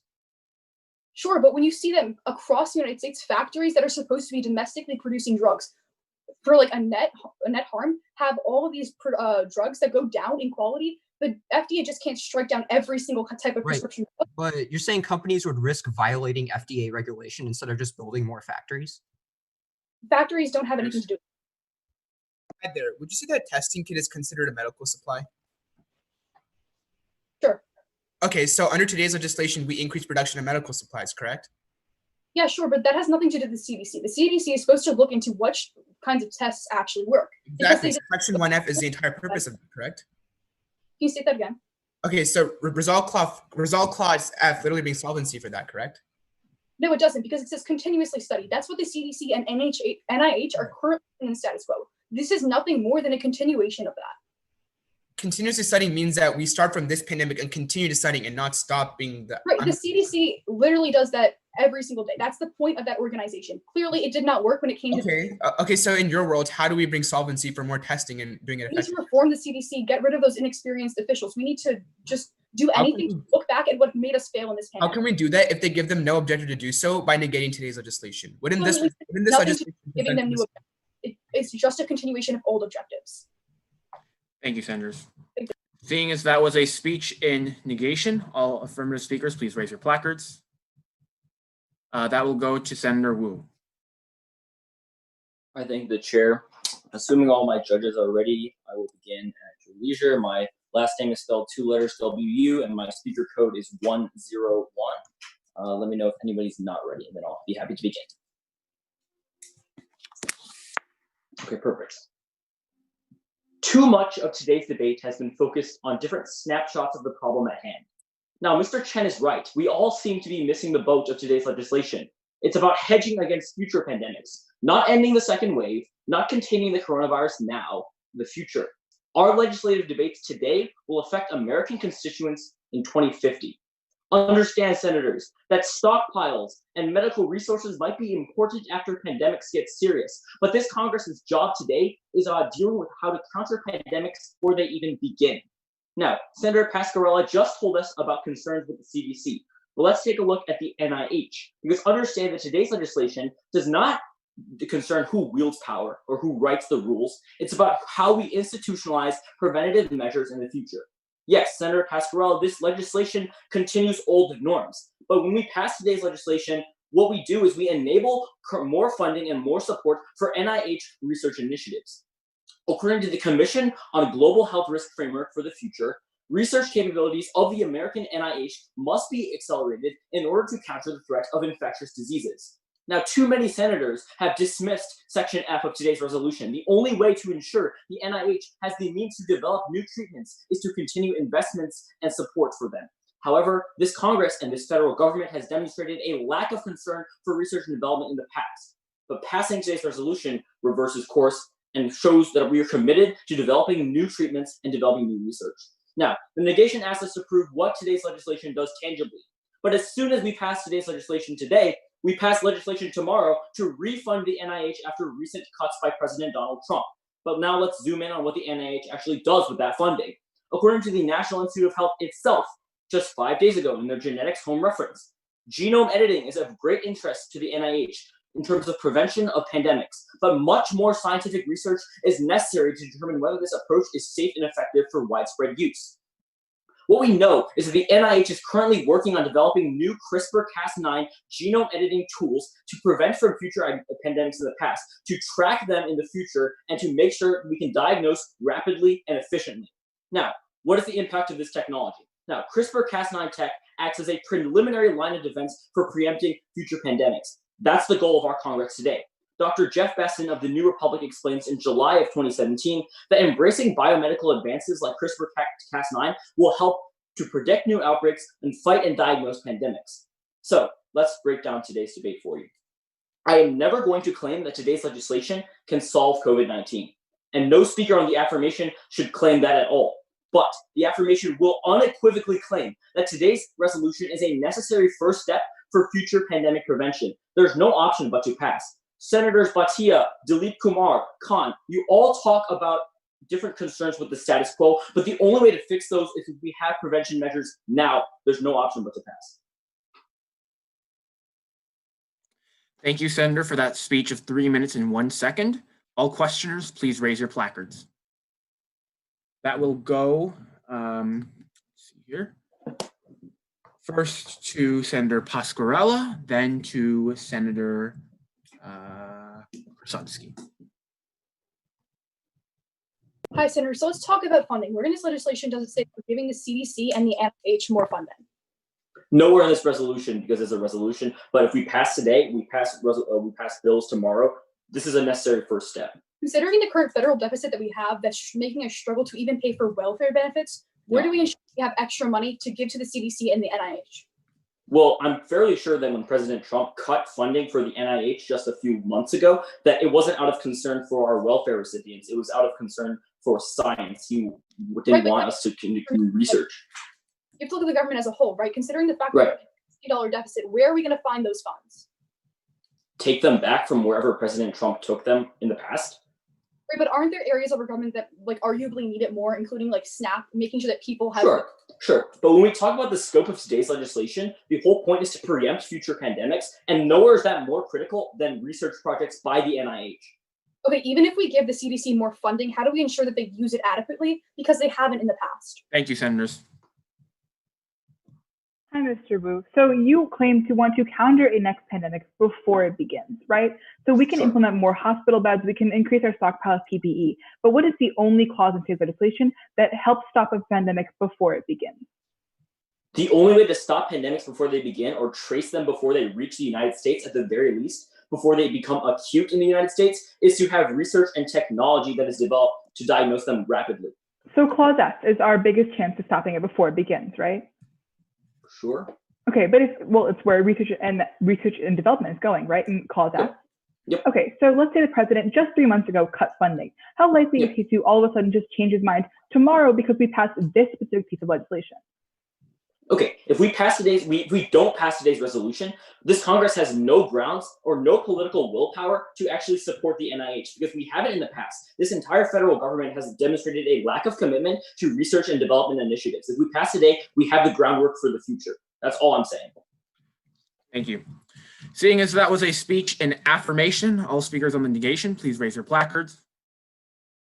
Senator Brissett, you have the floor. Again, that's Senator Ben Brissett speaking originally in the affirmation of this legislation, now in the negation, Speaker Code 128. I'll begin whenever my judges are ready. I see some thumbs up already. That's fantastic.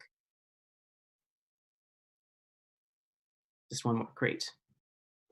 And then I'll just get my timer started. As essential workers, doctors, and nurses suit up for work each day with N95 face masks, it seems that our government has assumed a different mask, a mask fashioned in order to hide the shame of our lack of an effective federal blueprint for pandemic preparedness.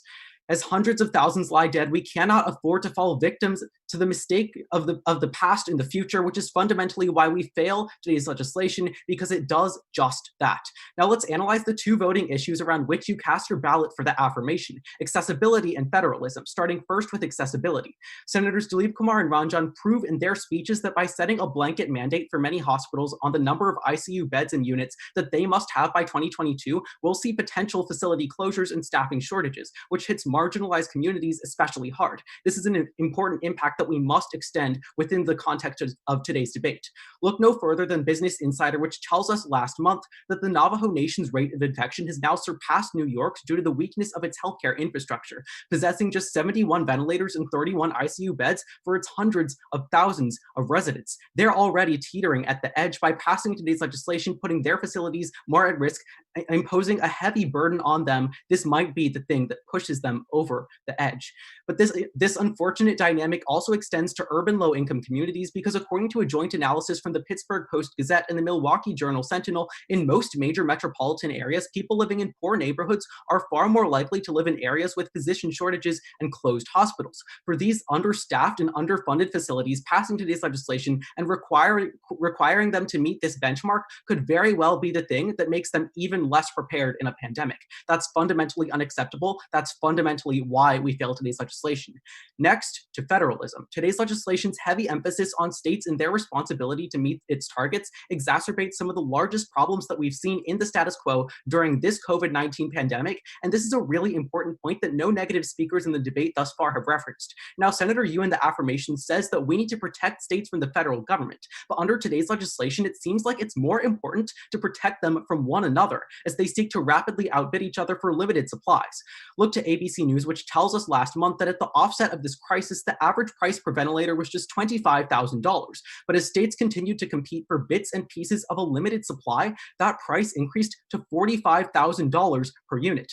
The reason, you ask? States were continuing to try to outbid each other on the market, continuing to try to appeal to manufacturers, and this dynamic extends beyond states to the federal government as well, because as NPR tells us last month, in some cases, federal agencies like FEMA have even been forced to compete with states for contracts with manufacturers producing medical supplies, including one instance where 3 million masks ordered by Massachusetts were redirected to FEMA as suppliers opted to take contracts with the federal government instead. When we pass, we exacerbate intense competition between states and the federal government, which has already been devastating in the status quo. Senators, let's put down our mask. Let's assume accountability. Let's fail. Thank you, Senator, for that speech of 3 minutes and 7 seconds. All questioners, please raise your placard. That will go first to Senator Wu and then to Senator Saxena. Hi, Representative, or hi, Hello. Senator.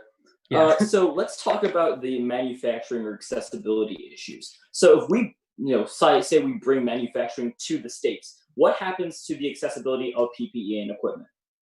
Well, I mean, I think a lot of senators on my side, Right. with regards to manufacturing, have already Mhm. pointed out that even if we pass today's legislation, we might even see domestic manufacturing decrease because we're going to see people continuing to go to China, states continuing to go to China to purchase PPE, to purchase ventilators. That's a non-unique to the passage of today's legislation. Sure. So do states would they rather go to China and have accessibility to Chinese markets, or if we have those domestic manufacturing capabilities here? I think that they're going to go to Chinese markets because that's where the majority of medical supplies are produced, and that's also where we see really low costs compared to domestic manufacturers. So where does the bidding war happen? In domestic markets? The bidding or war is Chinese happening markets? now. Well, the federal government. Where? Oh, it's fine. Time's up. Chair absorbs. Hi, Senator. So for Hello. marginalized communities especially, if they have the resources that they need ahead of time, won't, when a pandemic or a crisis happens, the negative effects be lessened? Of course, but today's legislation pushes their already overstrained healthcare systems over the burden by requiring them to meet these benchmarks by But 2022 isn't their in just 2 healthcare years. systems overburdened right now because they can't meet the demand? Yes, potentially, but today's So legislation pushes them further over the edge. Right, but if they can't meet the demand and this legislation requires them to have more beds, then aren't you lessening the burden? Well, no, because they're already so strained for budget and resources, and this legislation doesn't allocate anything to help them. So if we pass and we're requiring them to meet this target, that's still going to push them over the edge, regardless of whether we're in a pandemic or not. But regardless of when the second wave or a new virus happens, doesn't that would marginalized communities be less affected under this legislation or the status quo in terms of the negative harms? They're going to be Thank you, more Senators. affected under the passage of today's legislation because their facilities will close. Thank you, Senators. Seeing as every speaker has spoken, Senator Khan, is that a motion? I call for the question. Any seconds? All in favor, raise your placard. Assuming unanimous consent, we're going to move to the previous question. All in favor of passing Finals 1, please raise your placard. And keep it up. 1, 2, 3, 4, 5, 6, 7. All opposed, please raise your placard.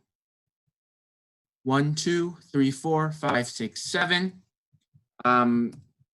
So it seems that Senator Dilip Kumar, is there a motion or question? Okay, so it is 7-7 and there are 0 abstentions. So technically this does fall to me to break the tie. I wrote this bill, so I'm just gonna go ahead and pass it. Are there any other motions at this time? Senator Chen? Sitting in natural break and debate, I move for a 5-minute recess. All in seconds? All in favor? Okay, 5-minute recess. And stay on the call, everyone. Just turn your video off.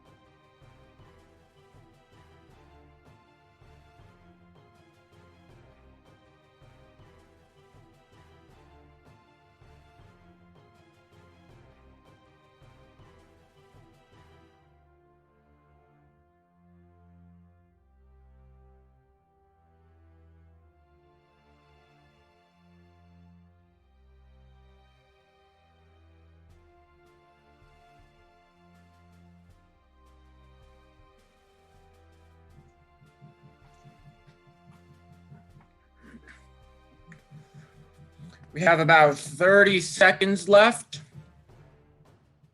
And then Senator Khan did ask a very good question. Someone is sponsoring, right? I want to recess right after we recessed.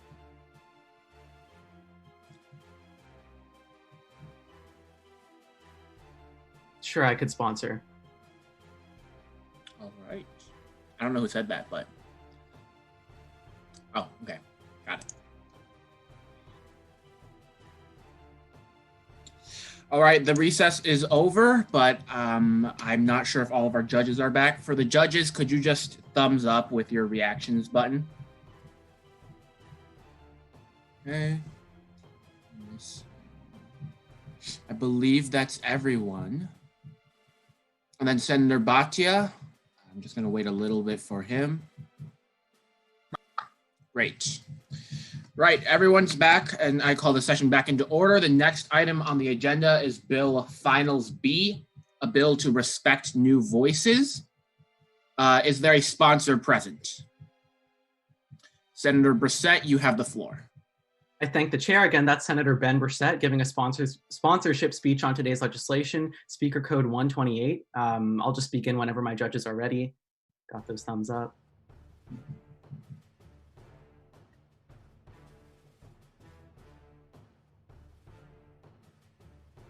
Just one more left to go. Okay, great. It's often said that the pen is more powerful than the sword, but within the context of today's debate, it seems like the most powerful tool of all is a mirror to see the hypocrisy of our reigning constitutional precedent as we frequently pontificate about liberty and press freedoms only to impose limits on that fundamental right. Understand that when we look back at the reflection of this session in the mirror, it's imperative that we see an affirmative majority, which is why we passed today. But first, pass today in order to uphold the campus rights of LGBTQ students and members of other marginalized communities. Now, to understand the context behind today's legislation, it's important to understand the Supreme Court's decision in the 1988 reigning precedent in Hazelwood versus Clymer, which essentially gives certain public high schools and college campuses the ability to limit speech and have final review powers over speech when they deem it necessary. And we can specifically see that this extends to private colleges and universities who receive federal funding. And this specifically has implications for LGBTQ students, because as the College Media Association tells us, in April of 2014, there was a specific incident where administrators at Cedarville University in Ohio confiscated 400 copies of a school newspaper for featuring the story of a Cedarville student who was removed from student government and other leadership positions after coming out. The transformative impact of this legislation and its solvency comes in the very first section, which outlines that all institutions receiving federal funding of any kind must adhere to its standards. Because as the Wall Street Journal tells us in June of 2015, Cedarville University, the same university that censored this LGBTQ content, accepted $25.3 million from the federal government in the 2013 to 2014 school year, the same year the confiscations occurred. In the status quo, we have a large issue with accountability for administrators. And today's legislation fundamentally shifts the balance in favor of marginalized students everywhere. That's why you pass. But second, you pass today because it's fundamentally constitutionally permissible. Now, in my previous contention, I mentioned the point that Hazelwood versus Clymer is the reigning constitutional precedent on this issue of student press rights and freedoms. But it's important to see that we as a Congress are empowered to address this issue, because Capitol Media Services tells us in April of 2017 that 14 states have passed laws to protect student press freedoms, going all the way from California in 1977 to Washington State in 2018. We can similarly see the explanation for this coming from Mike Heistand at the National Scholastic Press Association, which tells us that the Supreme Court's decision in Hazelwood versus Clymer essentially establishes the bare minimum protections against censorship that student journalists on college and high school campuses alike are afforded. This means that while federal and state legislators cannot pass laws affording students fewer protections than those given under the decision, they can pass laws affording them protections that go further than the limitations set by the court's decision. So understand that if we pass today, we fundamentally have the power to do so, and thus the responsibility as well. Senators, it's time to look in the mirror at our long storied history of press freedoms and journalistic integrity in this country and realize that an affirmative ballot is imperative to securing the rights of liberty and freedom for our posterity. Thank you, Senator, for that speech of 3 minutes and 12 seconds. All questioners, please raise your placards. This does fall to precedence. That will go first to Senator Kumar, then Senator Chen. Hi, Senator. So under this Hello. legislation, who decides what is seen as obscene? Administrators, school administrators. Right. So school administrators can just classify anything they don't like as obscene. How does it Not happen? anything, not anything. It's within reasonable guidelines. Obviously, if So they're who makes censoring that something decision? that's not obscene, I mean, it would be up to the courts, I believe, and also like. Well, so this legislation says the Department of Education would enforce it, right? Yes, I believe so. So it would be up to the DOE to determine if like a school is violating it or not. Essentially. So taking your example of a student who came out, if a school newspaper decided that was obscene, right? And then like that would be challenged in front of the Department of Education, right? Probably. You think Betsy DeVos would make the right decision in that case? I mean, I think that we have a long way to go. I don't think that we can just apply it to the current status quo in terms of like who's leading the Right. Department So of Education now. why leave it to whoever might be leading the Department of Education? Why put them in charge instead of like an independent panel or anything like that that should actually like make a nonpartisan decision? Because the executive branch is also subject to judicial review. You know, the judiciary would also have to be. But this gives the power to the Department of Education to like decide. Sure, and if what's they obscene or make not. the wrong decision, that can be challenged in the courts. Yeah, or hey, Senator. Hello. So if a student wants to challenge a censorship decision that a school made, they go to the courts, right? In the status quo, you mean? Yeah, and under today's legislation too. Yeah. No. Sure, yeah. So do the courts take a long time to litigate?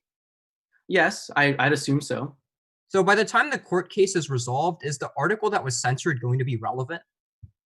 I don't think that's necessarily the biggest issue in today's legislation. A lot of schools and students who've had their newspapers censored have published things like, you know, wrongdoing on behalf of administrators and staff. So that's going to be relevant no matter what down the road. I understand what you're saying, but that's not unique in either situation.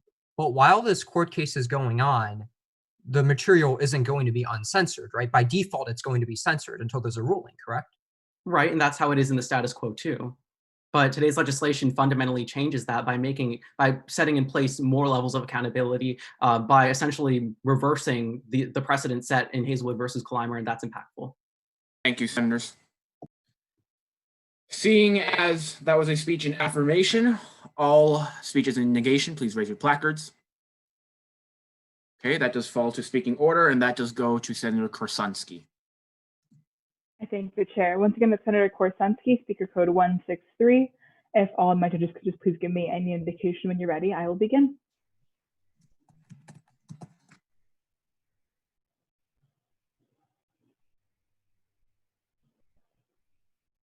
Just waiting on one more, sorry.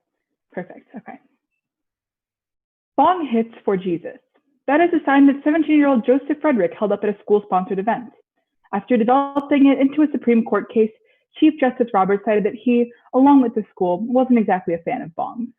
It's clear that schools are needed to regulate the immature students of America today.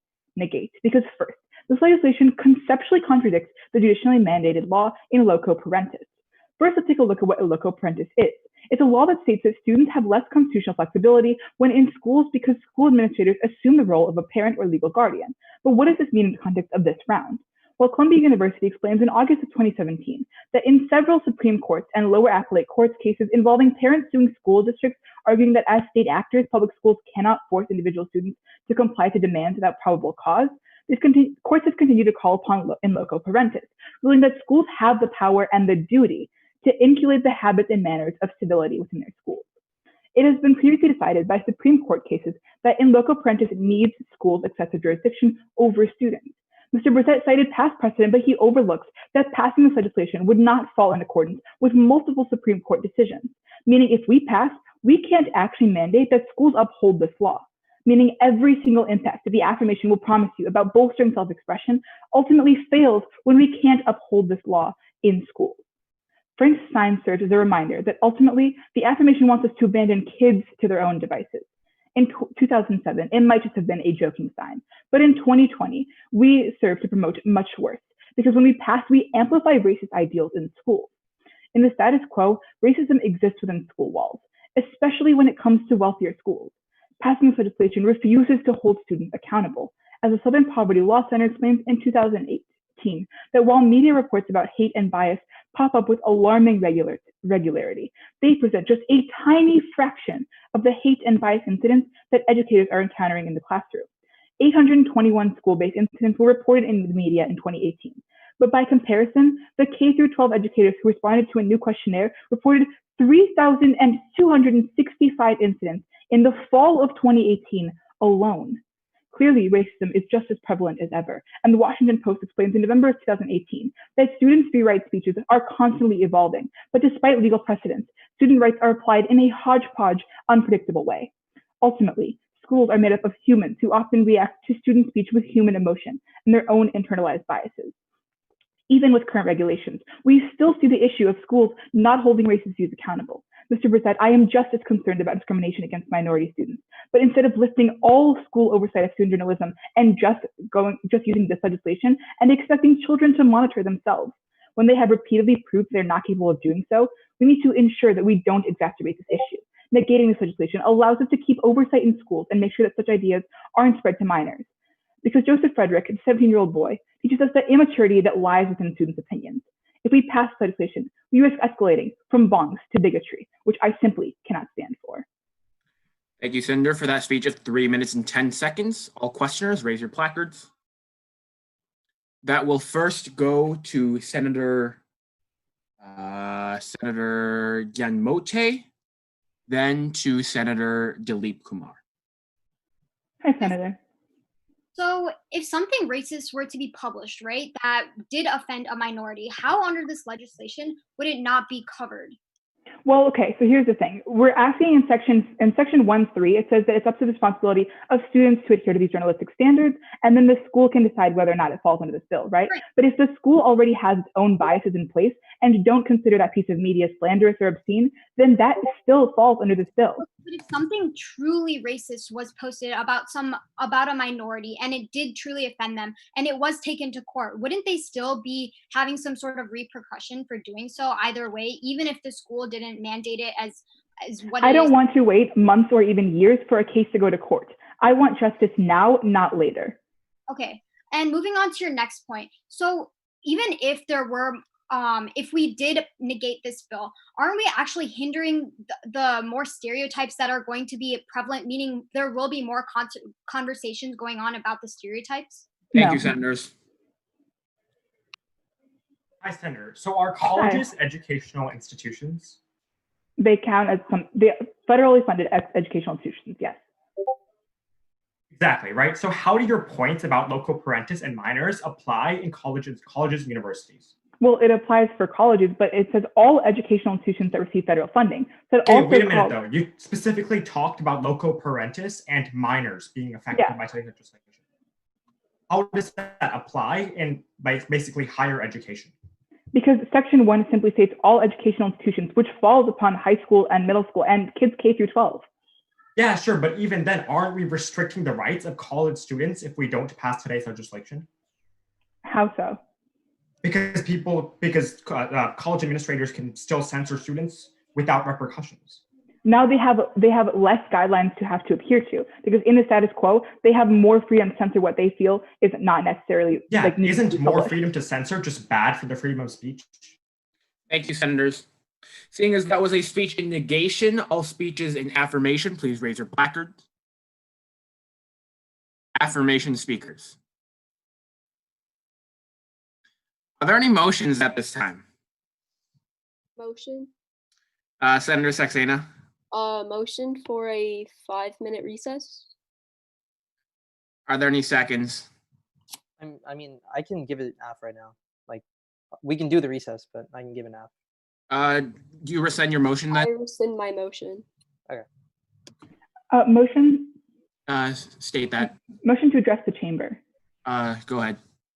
Does anybody else have preps that they could give? We have one F. I could flip. All right. I can flip. Yeah, it might take me a while though. Okay, so we have a speech that can be given now, but if you're prepping, let's prep an F because it seems like we're very neg heavy. Right. Senator Ranjan, does that mean you're standing for a speech on the affirmation? Yes, sir. Right.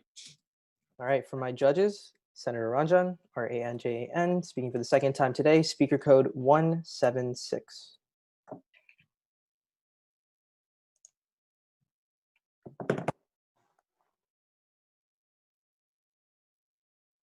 Good. Good. Okay, that seems to be everybody. So let's just get the show on the road. In 2016, the dean of the School of Communication and Digital Content at Liberty University wouldn't allow his students to write about far-left policies because apparently the article on Alexandria Ocasio-Cortez's Green New Deal was just too political for the school. When his statements were further questioned by students who cited their guarantee of freedom of speech, he went as far as to say that the notion of the First Amendment was a farce. Although this may not seem like a severe case of censorship, it's important to realize that if a school named after liberty itself is willing to bend the rules, no educational institution is safe from censorship abuse.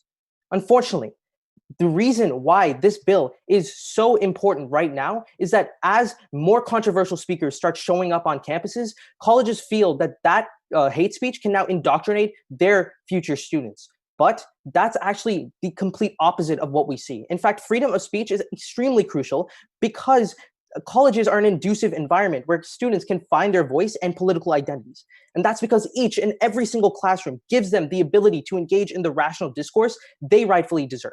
And studies show that this method actually helps them to find their political voice. The Conversation tells us on February 2nd of 2018 that research from the Interfaith Youth Corps finds that after just 1 year in college, many students view both liberals and conservatives alike more favorably than when they did arrive on campus. Now, the problem is that more public schools want free speech zones to cut back on so-called hate speech and topics that seem too controversial. And Ms. Korensky just came up here and touched upon this, the fact that she doesn't want hate speech on these campuses. But I would argue that that's actually not a problem at all, because as I said earlier, Inside Higher Ed finds on February 6th of 2018 that college isn't a time where students are indoctrinated, but it's actually a time where they meet people with different views and come to respect them. I think it's simply unfair to argue that students should be protected from hate speech by limiting free speech altogether. I say expose them to the good, the bad, and the ugly of every single controversial issue so that they can make up their own research and figure out what they truly believe instead of just jumping on the bandwagon. But let's look at what In Loco Parentis says. Ms. Kerensky brings up this idea that we're just limiting free speech through this whole principle, but that's not true. Cornell University writes that the doctrine of In Loco Parentis was simply a way to limit the imposition of excessive physical punishment. It actually doesn't limit a school's set of rules or control of the classrooms in any way. But let's look at the positive that comes from free speech, and that is through voter turnout. Real Clear Politics shows on November 8th of 2018 that in 32 of the 34 states in our recent 2018 midterm elections, youth turnout increased by at least 7 percentage points, and 27 of them actually increased by at least 10 percentage points. And the reasoning is clear, because when people know that their voices are heard, they're more likely to vote. And Tufts University just corroborates this on April 2nd, 2019, when they show a direct correlation between the states with the highest free speech grades and the states with the highest voter turnouts among young people. Let's not forget that a university is created so that disputes can be solved in a classroom rather than on the battlefield. The worst thing we can do as a Congress is limit what students can publish on campus and take away the voice for the next generation of leaders. This bill creates the necessary framework to make sure that freedom of speech is never, ever taken away. Thank you, Senator, for that speech of 3 minutes and 15 seconds. All questioners, please raise your placards. Then that will go first to Senator Korsunski, then Saxena. Hi, Senator. So you talk about letting our college students meet new perspectives, right? But does this bill limit only college students to this legislation? It actually limits all educational institutions, which actually does spread that between any sort of educational institution. And I think that just amplifies my point. Every single institution is meant to create an environment where students can figure out new voices and make their own. But under this legislation specifically, we're talking K through 12 schools as well as college, right? Yeah, everything. So should we be allowing our middle school, elementary school, and young high school children also be exposed to hate speech? I think that it's a necessary step in their learning, right? Maybe not start them off as young as kindergarten. I don't think they would understand the complex issues anyway. If we're talking realistically, we're talking maybe middle school and above. And by then, most kids are already aware of these major issues. And that's how we get voter turnout to rise. Okay, so in your world of the affirmation, you want our middle school age children seeing hate speech when they go to school? It's You not want like to all spread, school but you want newspapers. to spread these It's not harmful that all ideals school to small children? There's no such case of middle school censorship to begin with. Thank you, Sue. Thank you, senators. Hi, Senator. I'm just like, can you explain how controversial speakers are connected to student journalism? Yeah, so when controversial speakers do come on campus, or if they're scheduled to come on campus, a lot of articles are published about that person, about the good things that person has done or the bad things. Madeline Right, but how Albright, are, when okay, she are went to speak. speakers Let me just invited by answer the your question. administration? Let me just answer your question. When they are invited by the administration, like Madeline Albright, for example, there's Okay, numerous so- articles on campus that show the good and the bad. Under this legislation, at least she's allowed to come on and speak at campuses. But she's still allowed to come and speak, right? Because the administration has already invited her. Like, yeah, and in a lot of cases, the but students if are she's able already to. invited to speak, how does this legislation like make her like allow her to come and still speak? It's not already allowed that. It's right? not about allowing her to come and speak. The thing is that when people publish articles about her coming, that's where the censorship takes place. But they're censoring the articles, not the Exactly. speaker themselves. Yeah, and I'm not arguing that. I'm just saying that students should be allowed to write these articles in the first place. In the status Okay, quo, at the those things are being Senators, censored. thank you, senators. Seeing as that was a speech in affirmation, all speeches on the negation, please raise your placard. That does go to speaking order, and Senator you have, Senator Bhatia, sorry about that. Senator Bhatia, you have precedence. For the judges, my name is Senator Bhatia, speaking for the second and final time today, and my school code is still 172, so just any indication. Awesome, just waiting for the last two. Okay. Thank you. Thomas Jefferson, Benjamin Franklin, and John Adams. These are just a few of the historical figures who fought for the principle of freedom of speech in our democracy. But our founding fathers would be dismayed at this Senate if we were to pass controversial legislation that will violate that 200 years later. Let's examine how this legislation consequentially oversteps our boundaries and how it is so imperative for us to negate. First, negate today's legislation because it does absolutely nothing to prevent hate speech. Let me explain. This is a huge concern by Senator Grandmoti in cross-examination. Let's go down section 1 of this legislation step by step and tell you how it fails to bring solvency. First, it tells us that free speech won't be supported if it's libelous, slanderous, or obscene. But let's go down the definition of each thing. First, obscene legally means pornography, and hate speech certainly is not that. But more importantly, libel and slander mean written and unwritten truths. But here's the thing, these technically aren't considered illegal for hate speech. Margaret Russell explains from WBR on February 20, 2017, that because hate speech are considered opinions, they're technically not considered false statements or fact. This is what libelous and slanderous means. Unfortunately, what does that mean? It means that hate speech is protected under the First Amendment. And if we pass today's legislation, it's going to set an unfortunate precedent. Here's where we negate today, because it doesn't fail to do anything to account for hate speech, but it unfortunately only exacerbates the issue. But second, that leads me to my second point. Let's see how a false precedent is going to be set. Let's see where colleges have actually allowed for hate speech on campus. The Student Press Law Center explains on August 7, 2019, that when students published a publication called The Koala, which contained racial slurs, its lawsuit got completely overturned because the courts decided that it wouldn't be defunded by UC San Diego. What does this essentially mean? It means that that campus allowed for hate speech. And the moment that you pass today's legislation, you allow for that precedent to be for every college. Mr. Brissett, I am all for advocating for free speech when it comes to minority groups. But it's this legislation that advocates for hate speech to happen for those minority groups. We need to underline in this legislation that hate speech will not be tolerated. Before that, we cannot pass. Mr. Ranjan, rational discourse is only a good thing if that discourse is rational. I would argue that hate speech is not that. We need to have a comprehensive policy to ensure that we don't violate on those minority groups. We need to ensure that hate speech will not survive on college campuses. Unfortunately, this legislation gives a platform for that to happen. That is something that I will not advocate for. Our founding fathers fought for our democracy to be represented by all. But when we let hate speech roam around college campuses, we fail to make that promise. Let's examine this legislation thoroughly, and let's negate. Thank you, Senator, for that speech of 3 minutes and 2 seconds. All questioners, raise your placards. Okay, that will go first to Senator Ranjan, and then Senator Wu. Yes. Hi, Senator. So I'm a little bit confused in terms of your hate speech argument, right?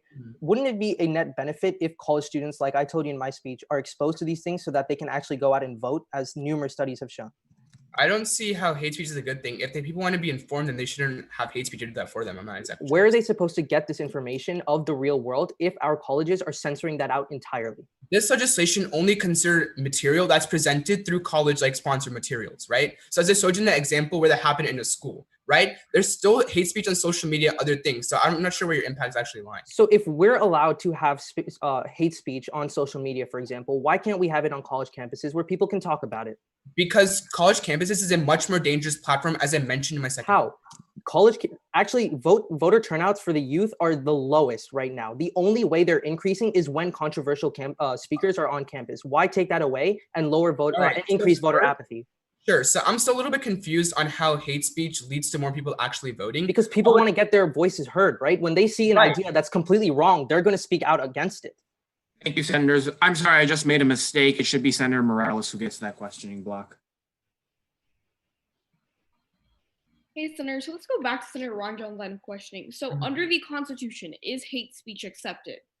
Hate speech is protected under the First Amendment, yes. Okay, perfect.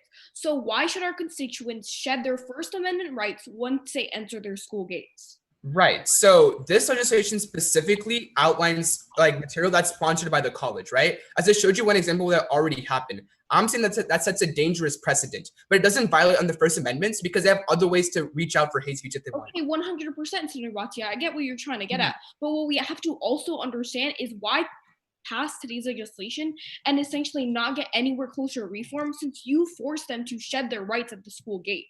I would argue that if we pass this legislation with the idea that hate speech will not be tolerated, then I'm all for it. But as I told you, like step by step, how this legislation fails to do that, I don't think we should pass it. Okay, Senator, but under the Constitution, does it not say that we accept hate speech? No, okay, it says it's protected by the First Amendment. We can both argue that should not be tolerated. You're saying that our students and our That's not what I'm saying. Thank you, Senators. Seeing as that was a speech in negation, all speakers on the affirmation, please raise your placard. That does, okay. It goes speaking order, and that will go to Senator Saxena. Thank you, Chair. For my judges again, my speaker code is 161, and just give me any indication when you're ready. Cool. Okay. I think I'm just missing one judge, right? Okay, solid. The walls of my high school journalism classroom were lined by quotes that my journalism teacher had put up. Even though we were just high school journalists, he still believed that we needed to uphold ourselves to the highest degree of craft, which is why he not only had quotes from Thomas Jefferson, but also even Julian Assange, saying that if journalism is good, it is controversial by its nature. Regardless of the level of journalism, ultimately, we need to make sure that we are protecting Americans' right to have a free press, but most importantly, to uphold the ruling in Tinker versus Des Moines and make sure that students' rights to express themselves don't stop at the schoolhouse gates. And that's why your vote needs to fall in the affirmation if we care about journalistic liberties. So first, I want to address a major misconception in today's debate, which started when Mr. Dalipa Kumar asked Ms. Kursansky, asking about the impact of college campuses. But understand, this bill's only impacts are limited to high school journalism, not colleges and universities. The National Student Press Association explains that strong case law already holds that prior review is unconstitutional at the public college level, but there is no similar legal authority that flatly prohibits the practice in high schools. So, Mr. Bhatia, when you're talking about hate speech on college campuses, understand that this bill literally has no impacts on college campuses. All it does is that it makes sure that high school journalists still have the same right to cover important stories. But let's continue. What are the actual impacts of this legislation then? And the problem in the status quo is that prior review stops school newspapers from covering controversial topics that are important to the school community. Mr. Brissett already started today's debate by saying that school newspapers censor LGBT students, but the impacts are even more compounded than that, because stories from students about teen pregnancy, drug abuse, and mental illness are now commonplace. But as the SPLC explains in 2020, sadly, school administrators censored those controversial stories in efforts not to make their schools look bad. But without those stories, nobody is covering these important topics, and students are made to feel like they are more and more alone. As the National Institutes of Health explains in 2014, acknowledging suicide and mental illness is risk.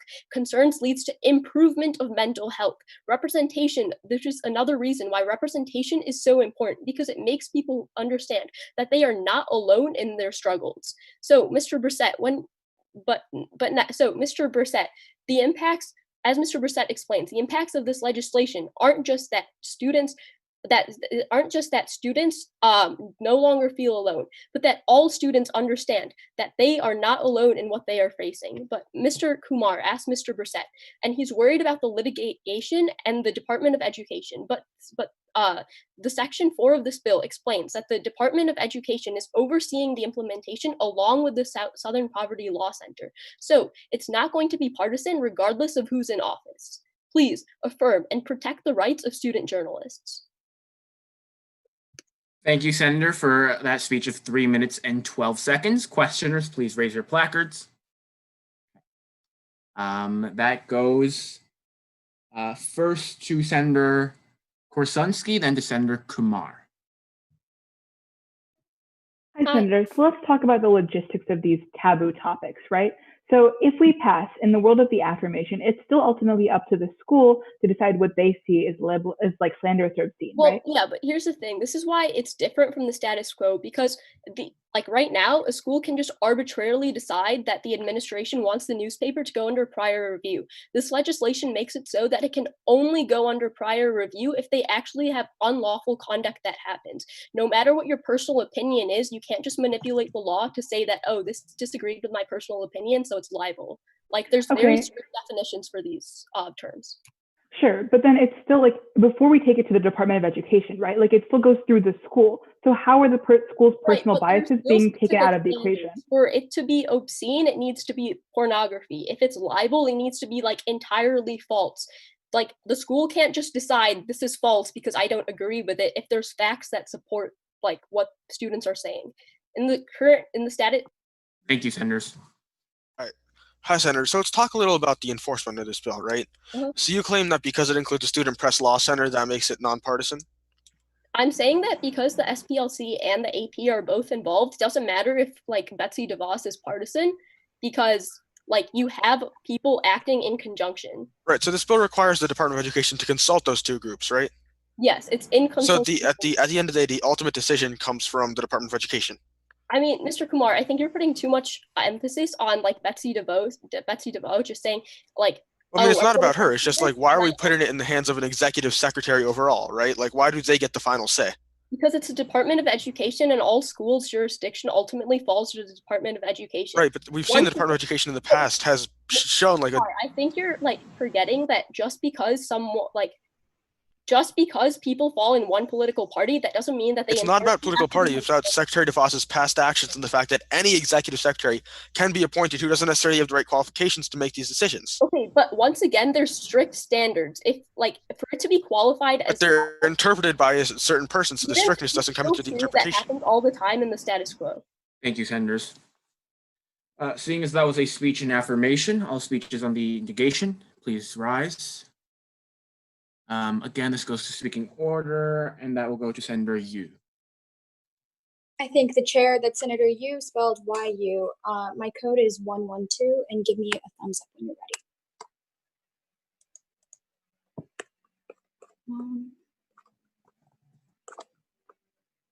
All right, it looks like everyone is ready. Okay.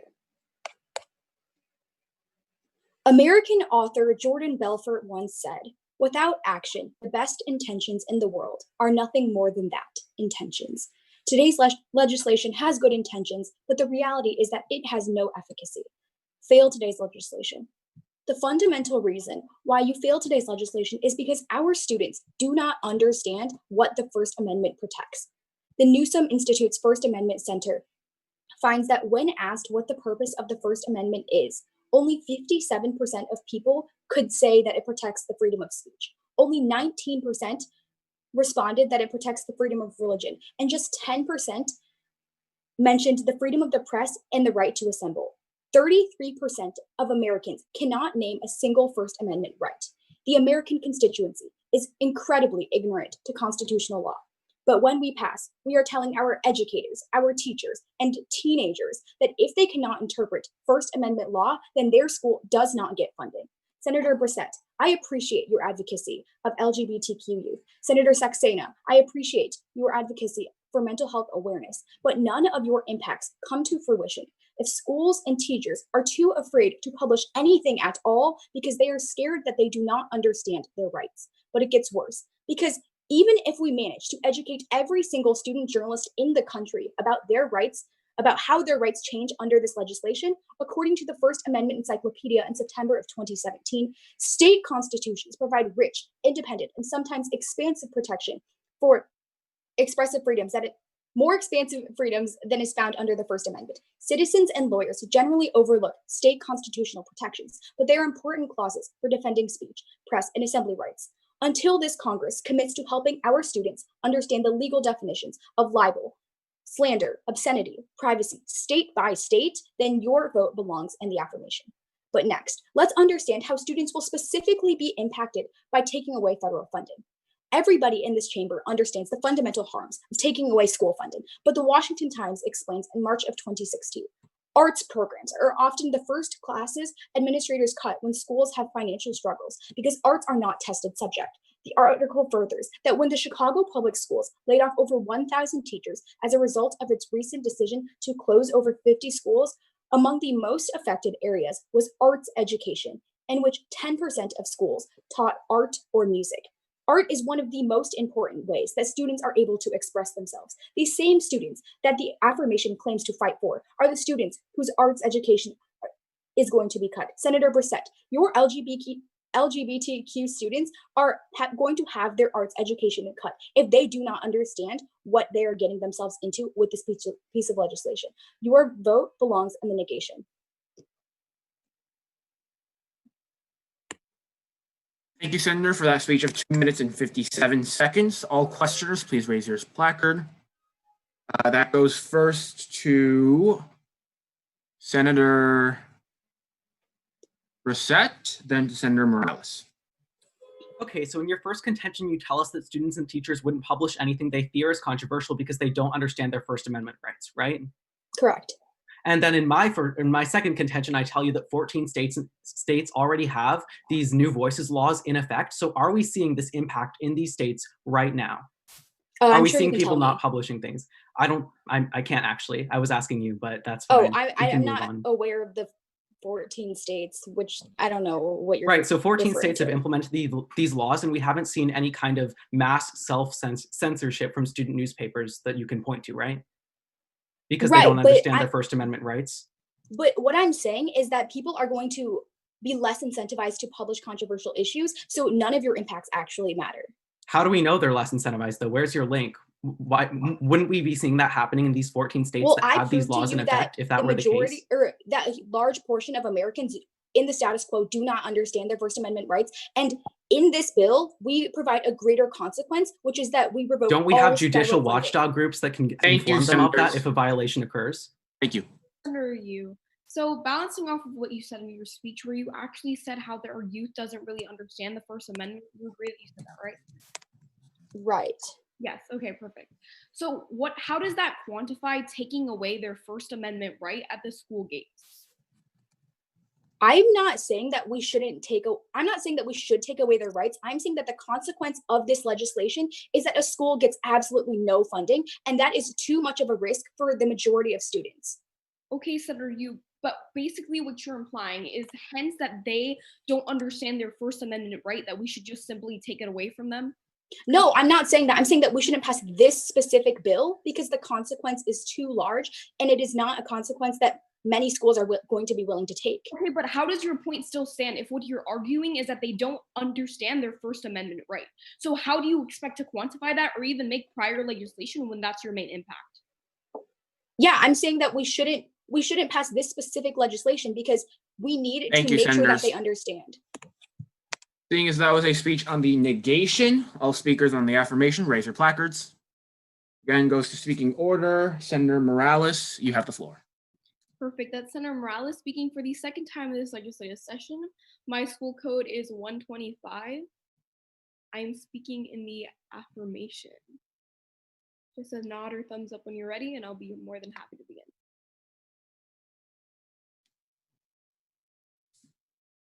Thomas Jefferson once said, "Our liberty depends on the freedom of the press, and that cannot be limited without being lost." Mr. Tang, our presiding officer in today's round, will tell you that this round started today, May 31st at 3 p.m. But our students will tell you that their fight for freedom started in the 1988 Supreme Court ruling, which they unconstitutionally lost. But let's finally make this right. But now first, you pass because we properly defend the prosperity of the people. Senator Yu, our youth might not know what our First Amendment is, and I sure do. So let me framework this for the negation. By censoring student newspapers, schools send a message to their student that they don't have a First Amendment right.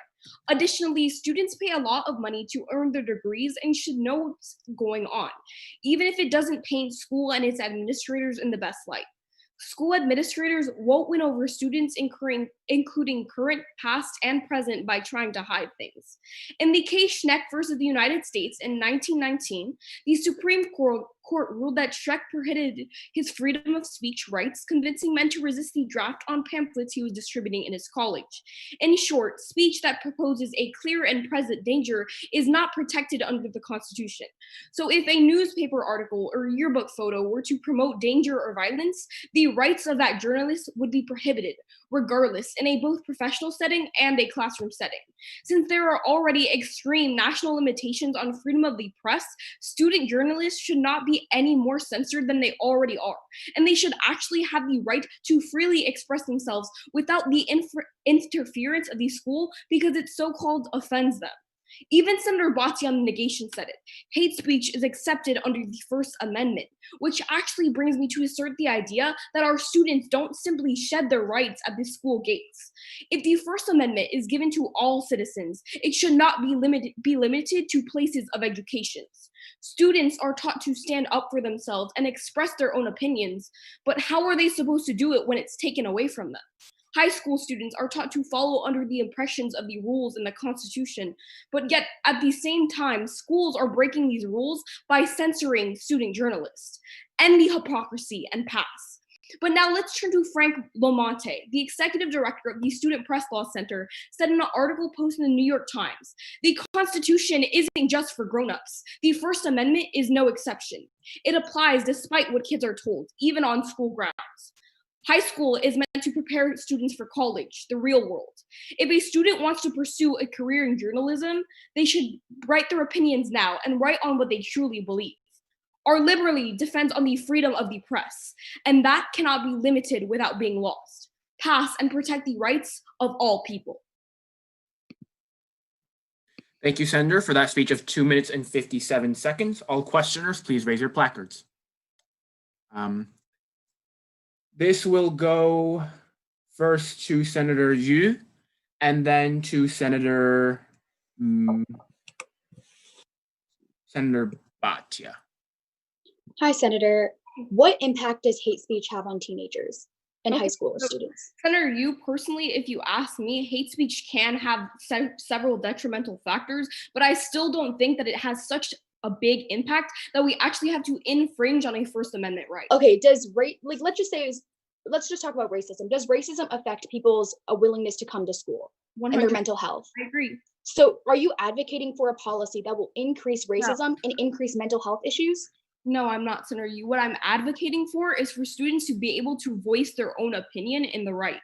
Right, but you just stated in your speech that we are increasing hate speech in schools, and hate speech affects people's mental health. Why are you advocating for that? Any statistics to actually prove that our students are going to use it for hate speech? Previous representatives have already talked about it. And what impact has that had? It affects people's mental health when people are being racist. Okay, so prominent that we just decided to put in the legislation. Thank you, senators.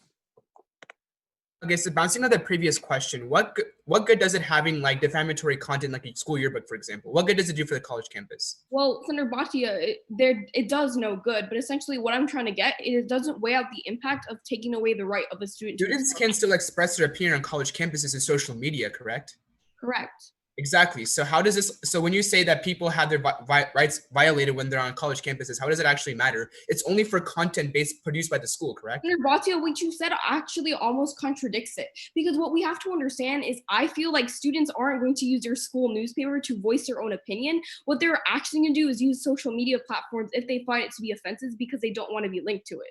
Exactly. So how are people's rights being violated, like you mentioned? Because no matter what, in schools, our students don't simply strip their rights. If they still have the second option to go on social media, etc., how does that violate the rights of the student? Sure, but if a student wants to voice a vocal opinion that they feel would give off to their community in a positive effect, they should always have the option. But those aren't censored though, right? Thank you, senators. Seeing as that was a speech in affirmation, all speeches on the negation, please raise your placard. Again, goes to speaking order, and Senator Dilip Kumar, you have the floor. Awesome, thank you. I'd be happy to get started. I know that most of the judges are like always ready, so I'm just gonna ask if anybody's not ready to let me know. Awesome, in that case, let's get started, I guess. The First Amendment protecting the freedom of speech was ratified in 1791. It's outrageous that 250 years later, we are still discussing restrictions upon it. But what's even more outrageous is that this Congress would harm our constituents in trying to protect it. You failed today's legislation. First, let's distill today's debate into two fundamental voting issues. First, do we see solvency under today's legislation? Senator Brissett comes up with the idea that today's solvency comes with the fact that we're withholding funding. Let's go to two basic lenses. First, higher education, and then secondary education. The US Treasury report in 2018 explains that of $149 billion in federal funding to universities, $98 billion goes to student aid. Passing today's legislation doesn't discourage universities from infringing upon the freedom of speech. All we do by passing today's legislation is take away funding from the students who truly need it to go to college. It doesn't have any solvency on the university side. Senator Ranjan says that college discourse will be improved. Understand that his impact and virtually every other affirmation impact about higher education falls flat because there's no solvency on that front. Instead, let's understand the exact issue with what happens when we pass today's legislation. The CBPP explains on July 27, 2017, that 95% of federal funding recipients, like Pell Grant recipients, have annual family incomes less than $60,000.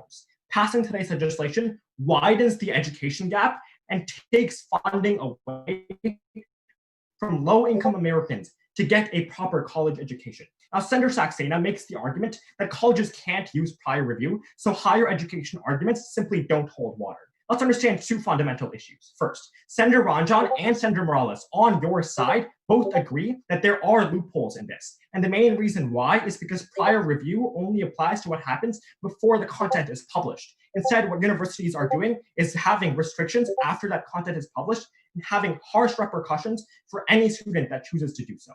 But let's go through the second lens of today's debate and ask the question, how does this affect secondary education? Senator Ranjan makes the argument that it's good to expose students to hate speech at a young age. And Senator Bhatia says there's no solvency in today's legislation as the negation point because hate speech isn't prevented. Let's understand a key flaw. Exposing students to hate speech at a young age only worsens their ability to make good decisions later in life. Rochester University explains in a 2020 report that students aren't mentally developed for hate speech until the ages of 19 and 20. Passing today's legislation only harms their ability to make better decisions regarding voter turnout. Senator Ron John, this Congress is over 250 years old. It's time we start passing policy that's in the 21st century, not in the past. Fail today's legislation. And thank you, Senator, for that speech of 3 minutes and 8 seconds. Sorry about the time. All who wish to question, please raise your placard. See here. That will first go to Senator Brissett, then to Senator Pasquarello. Okay, hi, Senator. So in your first contention, you tell us that because the majority of federal funding to a lot of private colleges and universities consists of federal student aid, they're not going to necessarily be incentivized to change their behavior, right? Absolutely. Okay, so do you think that access to federal student aid makes students more or less likely to attend a private educational institution? Makes them more equal. I don't know if it's specifically to private. It makes them more likely to attend college. Students can get, they can get federal student aid if they're going to a private university, right? Yeah, they can. They can. So that means that if a private university is violating the statutes of today's legislation and they're having their funding withdrawn, they're having aid withdrawn, students who go to this university can't get federal student aid anymore. Don't you think that incentivizes the university to want to change their behavior since fewer students will be attending the university in the future and no, paying because there's tuition? no repercussions for the university itself. Right now, if there are the repercussions are that there are fewer students attending, restrictions right? on the freedom right now, those colleges do that anyway. We don't see them going away. That's specifically because universities don't care unless their funding is removed. Hi, Senator. Can you agree that by high school age, most people either are more likely to believe in hate speech or not? Probably, yeah.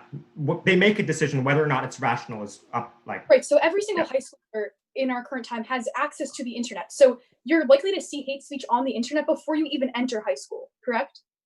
Sure, yeah. How does seeing hate speech on your school newspaper actually exacerbate what students are already seeing in the status quo every single day? I would say that today's legislation only incentivizes that and increases that at middle schools with school published stuff, right? School published material. Isn't the opposite of that schools that are a little bit too conservative are going to get more like opinions based on like LGBTQ rights as well? Okay, I agree that we need expansions on the freedom of speech. I think that today's legislation does it in a poor way, such that we're basically opening up all types of speech to every single student across the country. Okay, on social media, that's where a lot of students are getting their news. Is there that kind of equality of free speech on an app like Twitter? I think there's equality more so than there would be in the schools. Seeing as that was a speech in negation, all speakers on the affirmation, please raise your placard. That goes to speaking order. So Senator Khan, you have the floor. I thank the chair. Hi everyone, Senator Khan again. Speaker code is 186. Just a signal whenever you're ready would be awesome. Thank you. Thank you. Thank you. All right, it looks like all our judges are ready, so I'll just go ahead and begin. The French philosopher Voltaire once said that I disapprove of what you say, but I will defend the death your right to say it. The negation would benefit from a lesson from history, because talking about something, no matter its controversy, allows for a continuous flow of knowledge, and at the basis of it, that is what colleges are meant to do: promote learning, pass. Halfway throughout this debate, let me be the first speaker to outline the fundamental point of contention in this debate, which is how this legislation impacts students. Here's why the affirmation outweighs and wins. Because protecting free speech on university campuses helps students attain a more well-rounded education inside and outside of the classroom, and that's the first reason you affirm. I want to distance myself from Senator Saxena on the affirmation because only 14 states have laws protecting free speech on colleges. The impacts are just as tangible in universities.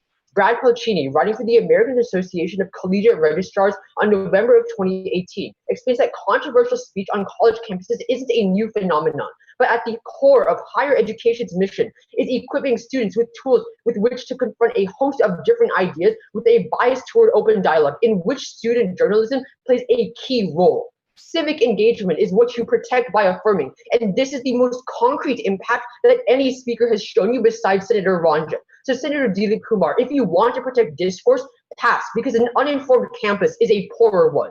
Until the negation proves that failing protects student voices, pass.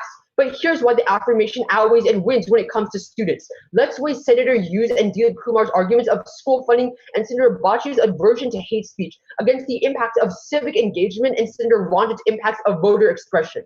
These scales tip in the favor of the affirmation every single time because negation prevents meaningful reform and silences voices, because we fail to protect free speech and we continue to allow colleges to continue to silence journalists. Passing this legislation amplifies voices by protecting the rights of journalists, and that is what outweighs. American voices are at stake, pass. But then, let's go line by line down the negation and show why you still pass. Senator Korsunski told us that we aren't holding students accountable and court cases are undesirable. Here's one simple response. We are holding students accountable because Section 1.1 clearly outlines the violation, but secondly, I'm willing to take cases to courts to protect student voices. If the negation isn't willing to do the same, then we have failed the American people. But then Senator Bhattacharya tells us that hate speech is going to be allowed.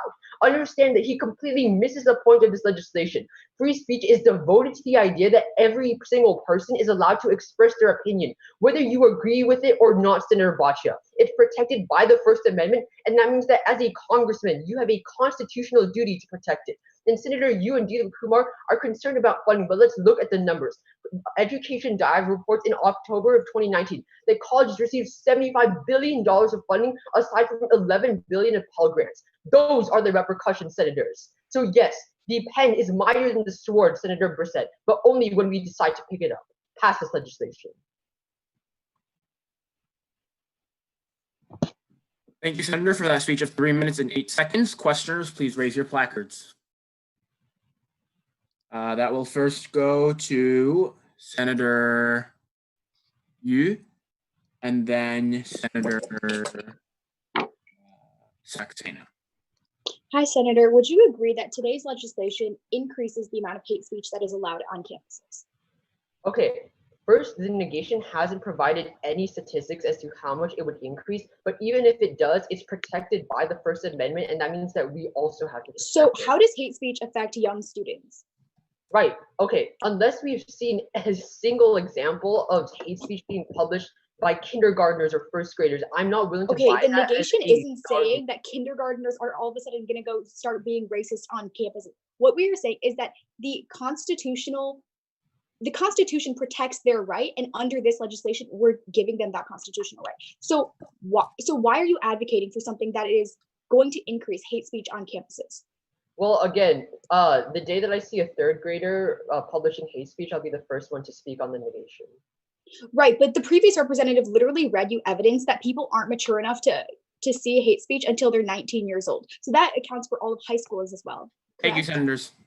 Hi, Representative. So if the Supreme Court has decided that it's unconstitutional for public colleges, how is that on a state-by-state basis? Right, okay, because right now, only 14 states have. Okay, what overruled? SCOTUS, rulings, or 14 states?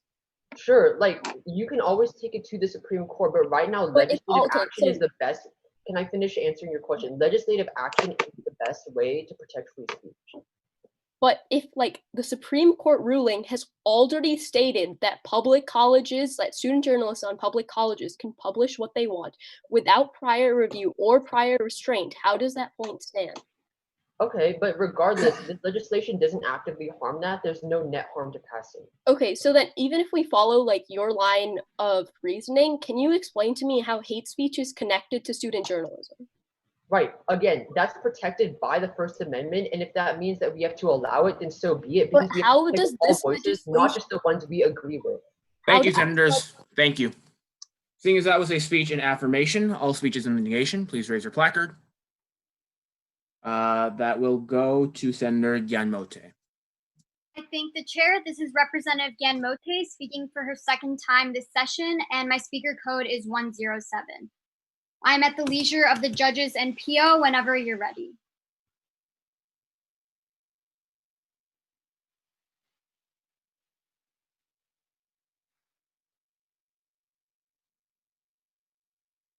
Black Lives Matter.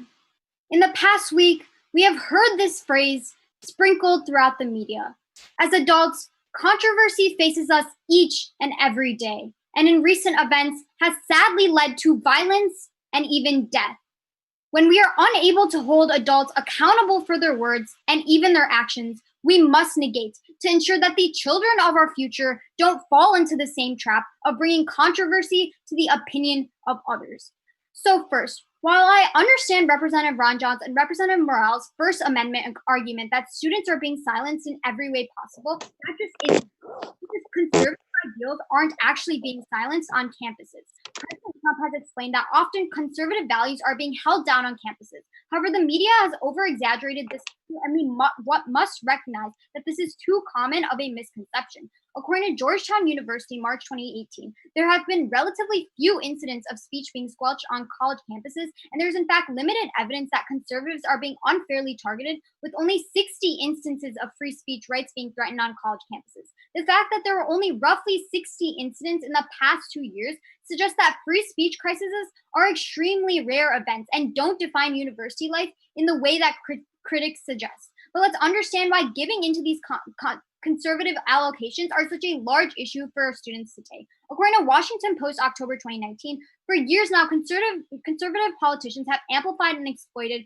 a small number of elite college speech controversies for political gain. The affirmation and many conservative politicians have called to the limitation of conservative views and silencing political opinions as violating speech rights on college campuses. But the reality is that these incidents are isolated and misrepresented. Passing this legislation will concede to these rumors, but most significantly undermine the democratic process by allowing conservative voices to use this as a form of gaining support. Don't let the lies of the media influence the lives of students across America. Let's lower our fists and understand that this legislation is simply not worth fighting for. But second, we negate because when students share unfiltered opinions, the prevalence of bullying will increase. Hate speech has been the biggest debate of all today, but let me clear it once and for all. Representative Bressett came up here and sponsored this bill with all the right reason, that student voice is the biggest priority, but fails to realize the backlash that will come with this bill, including Mr. Ranjan, who believes college is time where people should respect each other and expose them to new ideals. But let me tell you why that's a problem.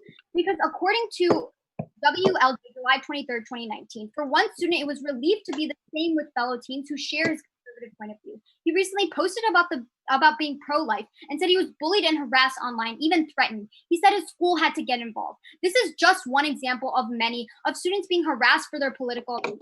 When Representative Saxena says this bill applies to schools, that's all the more reason to negate. And this is another reason why when we live in a world where race influences our safety, where gender influences pay, we need to protect our children. So negate. Thank you, Senator, for that speech of 3 minutes and 7 seconds. The person who just came is my congressional intern. I really should pay him more. All questioners, please raise your placard. That will go first to Senator Wu, and then to Senator Khan.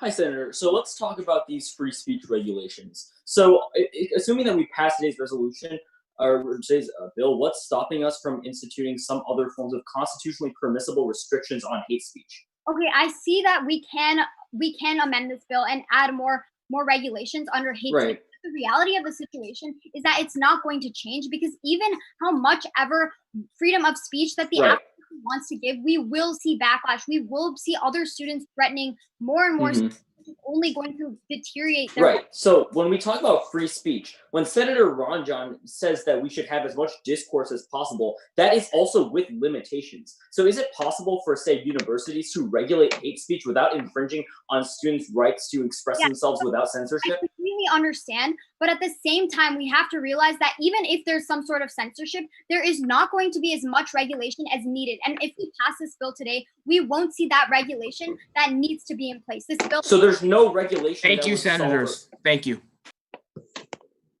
Hi, Senator. Great speech. So bouncing off that previous line of questioning, how is the claim that there's no restrictions in place at all even true? Okay, no, I wasn't saying that there's no restrictions. I'm saying that when we put restrictions, we aren't actually changing anything, right? Because currently, right now, we see that hate speeches are only giving them the freedom of speech is only hurting other students more and more and deteriorating their mental health and causing more death threats to other students. And when we pass this bill, it's okay. if it's death threats, then that's clearly against the violations of Section 1, right? So if there's anything actually harming students, it's covered by this legislation. Otherwise, why would we even have Okay, then any argument by the affirmation saying that it's going to give more freedom of speech isn't even true, because in reality, if they no one in the affirmation is arguing that people should tell people to kill themselves. That's not part of free yes, speech, but right? if they're giving their political points and points of view and other people don't agree with it, it's obviously going to cause a controversy and people are That's the point of it. Negative. Thank you, senators. Being as that was a speech on the negation, all speakers in the affirmation, please raise your placard. According to speaking order, that does go to Senator Kumar. I thank the chair once again. That's Senator Kumar, last name spelled K-U-M-A-R, speaking for the second and probably final time in the session. Just any indication from the judges, and I'll be ready.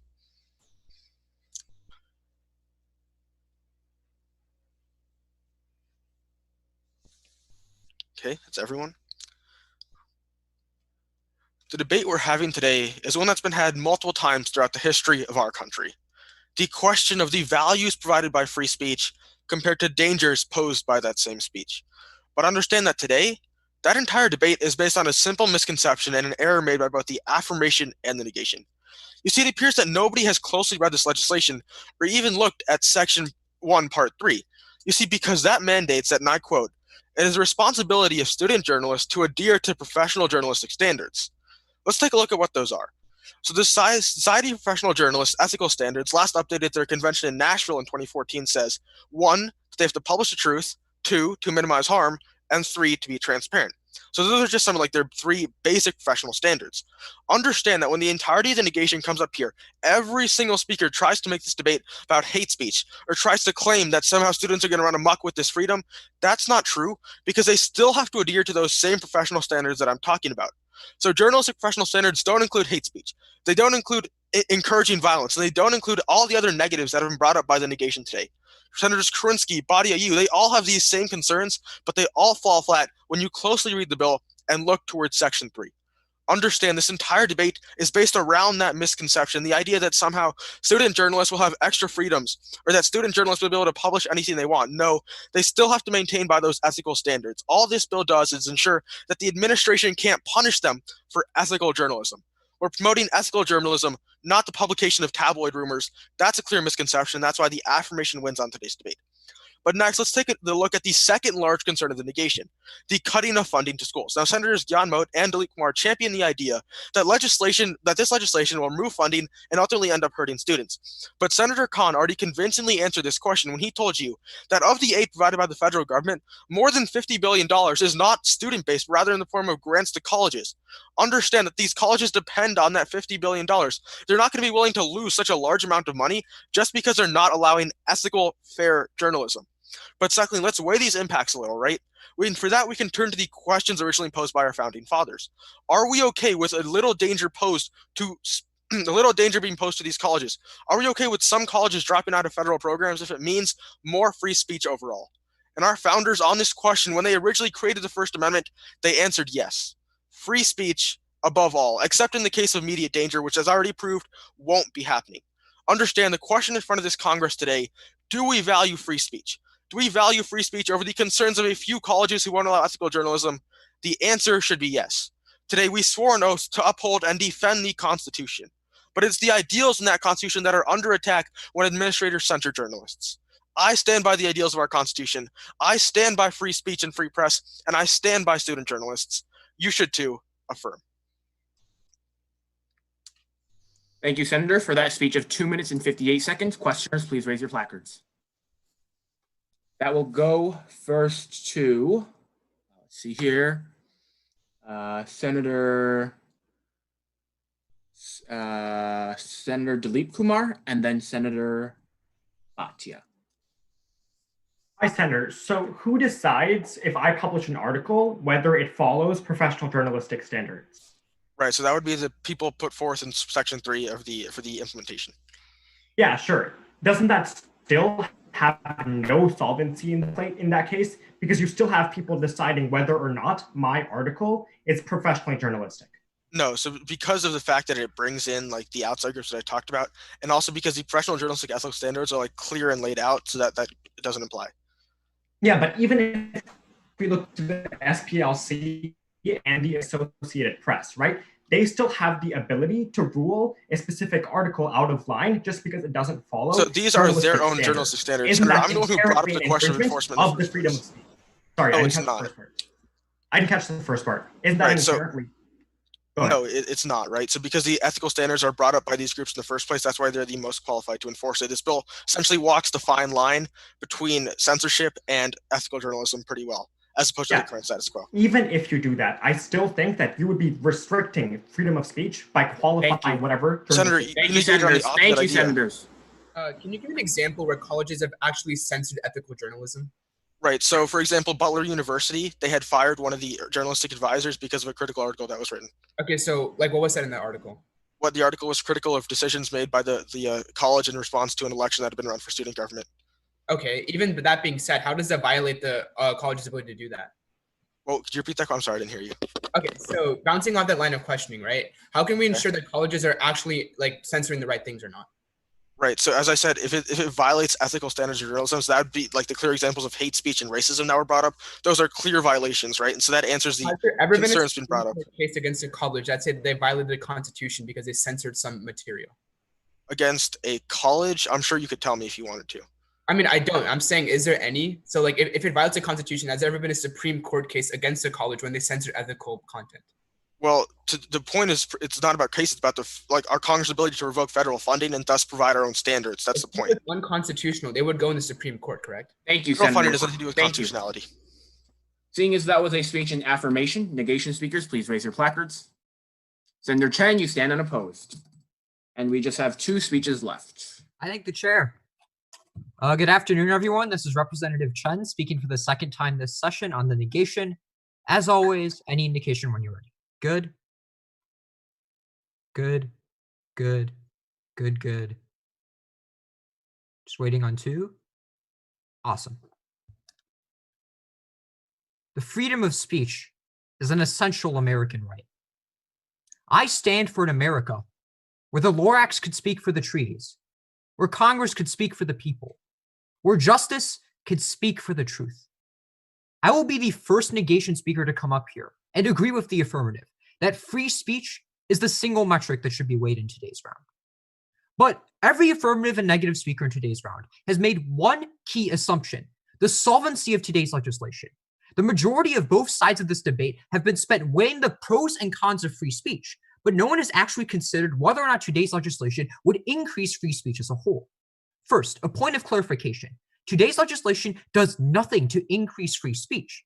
Recall in the first questioning period of this round, I asked Representative Bressett who determines whether or not the speech or the newspaper is slanderous or libelous and could be censored, and he answered the school, and then the court system. So in both the affirmation and negation, the school is the one determining whether or not they have the ability to censor an article. And in both worlds, the student ultimately loses out because they don't have the time or the resources to spend years in the court system. And this isn't just theoretical either. Back in 2016, my home state of Illinois passed the Speech Rights for Student Journalists Act, which granted censorship exemptions unless the student journalism fell under the same 4 exemptions as outlined in today's bill. In other words, it was effectively this legislation, except on an Illinois level. But as a student press law center explains in November of 2019 interview with Vivian Zhao, chief editor of the Naperville Central newspaper and my session 1 preliminary judge, censorship still occurred. The school district removed over 1/4 of the words on her article that critiqued the school district's response of treating disabled students. In other words, even with these legal protections, censorship is still happening. It's non-unique in today's round, at least in regards to Section 1. But the reason we have to fail is because we increase student censorship and decrease expression through Section 3, a point which was first brought up by Senator Yu and has been dropped throughout today's round. Now, Senator Kumar told us that higher education funding under Section 3 isn't an issue, but I want to focus on K through 12 education, specifically how Representative Yu told us that in the event that a school violates this legislation, there will be massive funding cuts on a federal level. And these funding cuts specifically disadvantage low-income schools. Brookings explains in April of 2015 that Title I federal funding provides over $14 billion to low-income school districts, and for some low-income schools constitute over 10% of their funding. One wrong move by the school administration, and that funding is cut. The Center for American Progress quantifies this impact in September of 2018, when they tell us that a 10% cut in education funding, like the one proposed under today's bill, leads to an 8% decrease in educational performance. You can't just increase the free speech's sum in favor of cutting off the education and opportunity to speak for millions of low-income Americans. Speak for liberty and negate.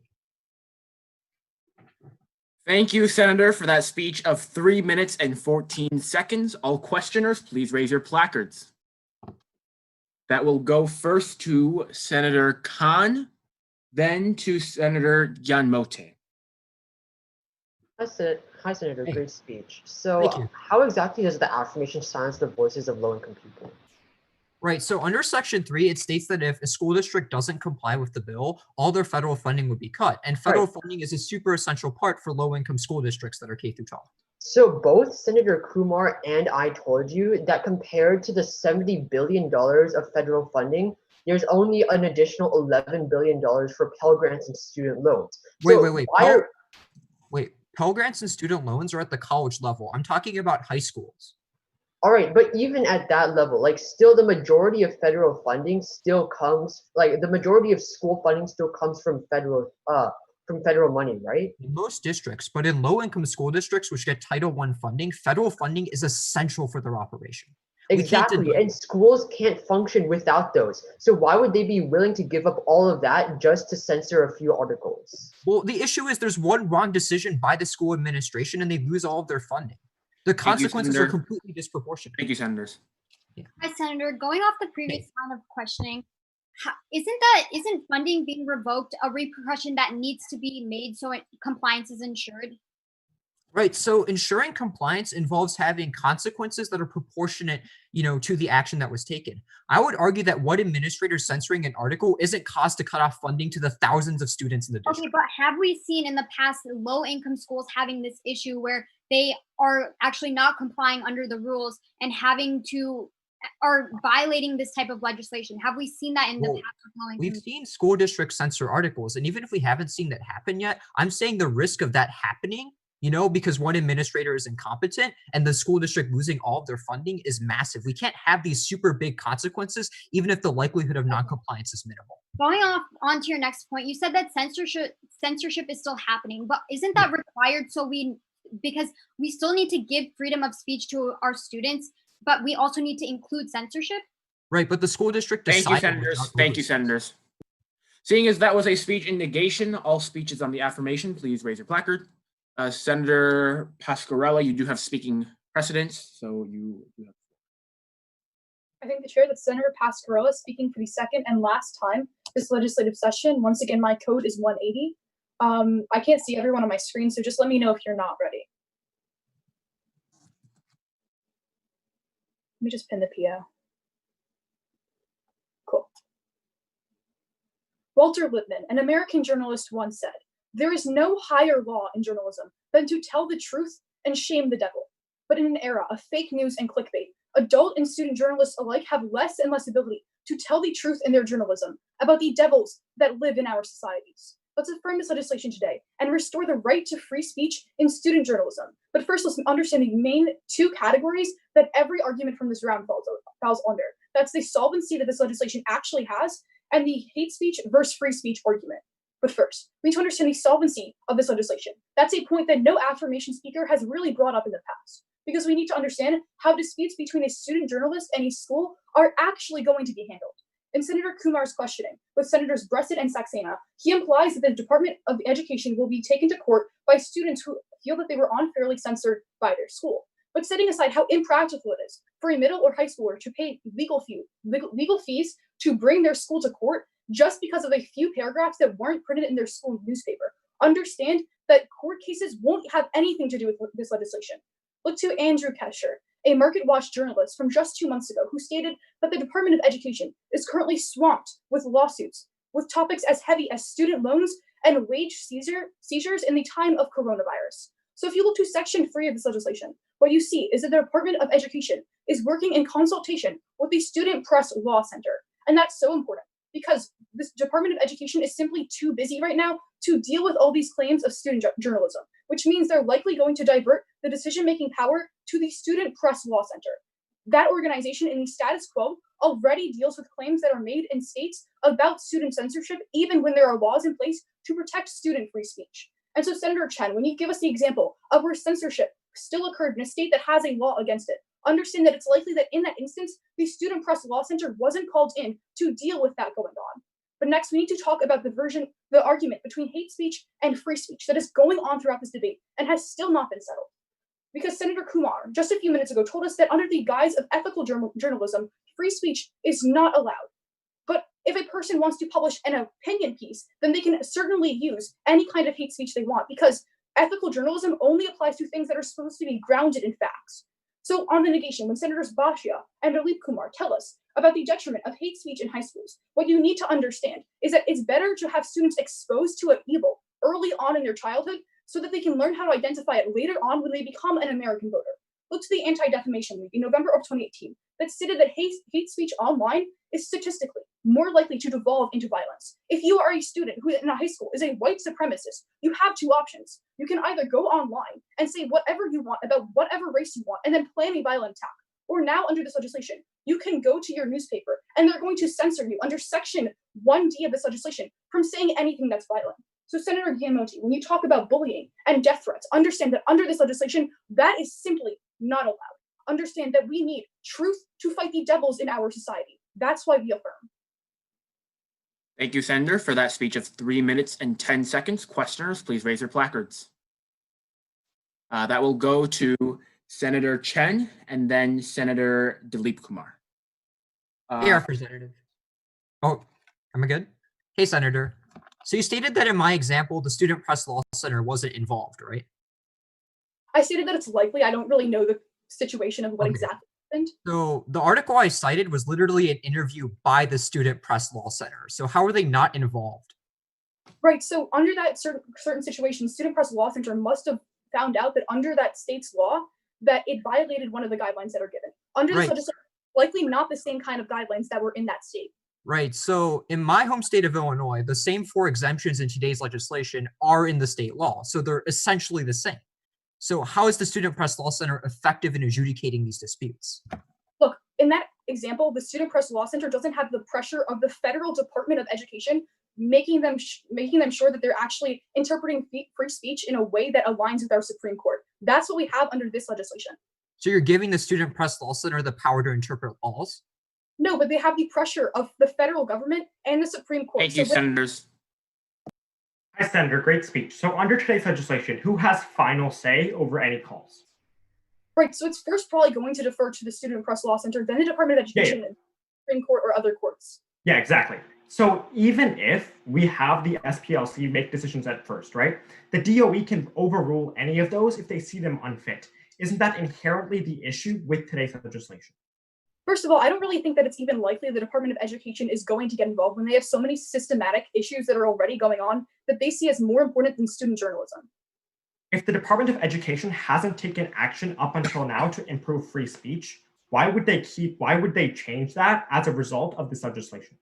As I told you in my speech, it's likely the Department of Education is too busy with its own lawsuits involving different issues, so they're really going to delegate to the Student Press Law Center. Yeah, just because they're too busy doesn't mean that they won't take action, right? Right, but they're going to... They can make a few decisions just because not just because they're being sued. But can you say that again? Out of time. Senator's time is up. Seeing as that was a speech on the affirmation, our last negation speech, speakers, please raise your placard. Senator Wu, you have the floor. Perfect. This is Senator Wu speaking for the second time this legislative session. My last name is still spelled W, and my speaker code is still 101. So when all of my judges are ready, would they please just do a reaction, and then I will begin. Say good, good, good, good. Okay, perfect. A major impact today that has not been brought up by a single senator Whether affirmation or negation is the Section 3 clause within today's legislation. Reads, educational institutions that violate today's legislation will have all federal funding revoked.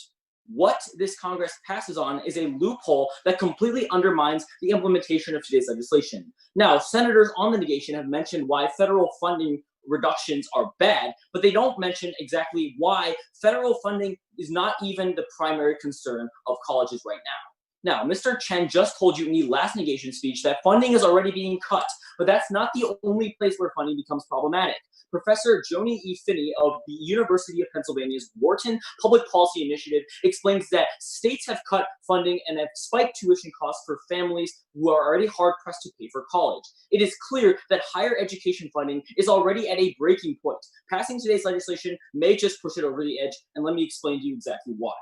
For many colleges and universities, a huge source of funding is the state, but a huger source of funding is through donors. The Private School Review explains that schools always receive large gifts and donations from wealthy donors with deep pockets. However, donors love stability. Unrest determines how donors will donate and how much they will donate. Mike Shutari of Inside Philanthropy writes in 2018 that on-campus discord is bad for fundraising, as any perception of unrest leads to a decline in donations. Senator Chen was just asked 2 questions about funding in his cross-examination. But this debate has been entirely about the wrong issue. It's not about funding. It's about private donors. It's not about how much we give these schools from the federal government or the state government. It's about endowments. It's about funding. It's about fundraising. It's about donors. And those endowments are critical to keeping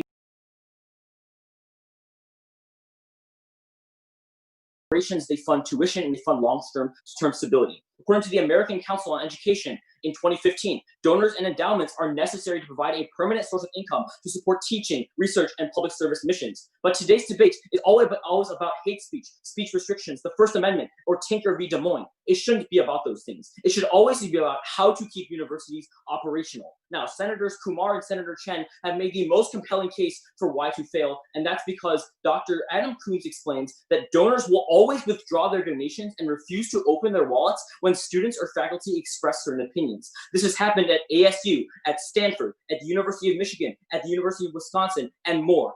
Literally any expression that goes against wealthy donors will lead them to close up their wallets. Senators, this debate becomes about how to keep schools operational. Yes, the affirmation, I agree with them.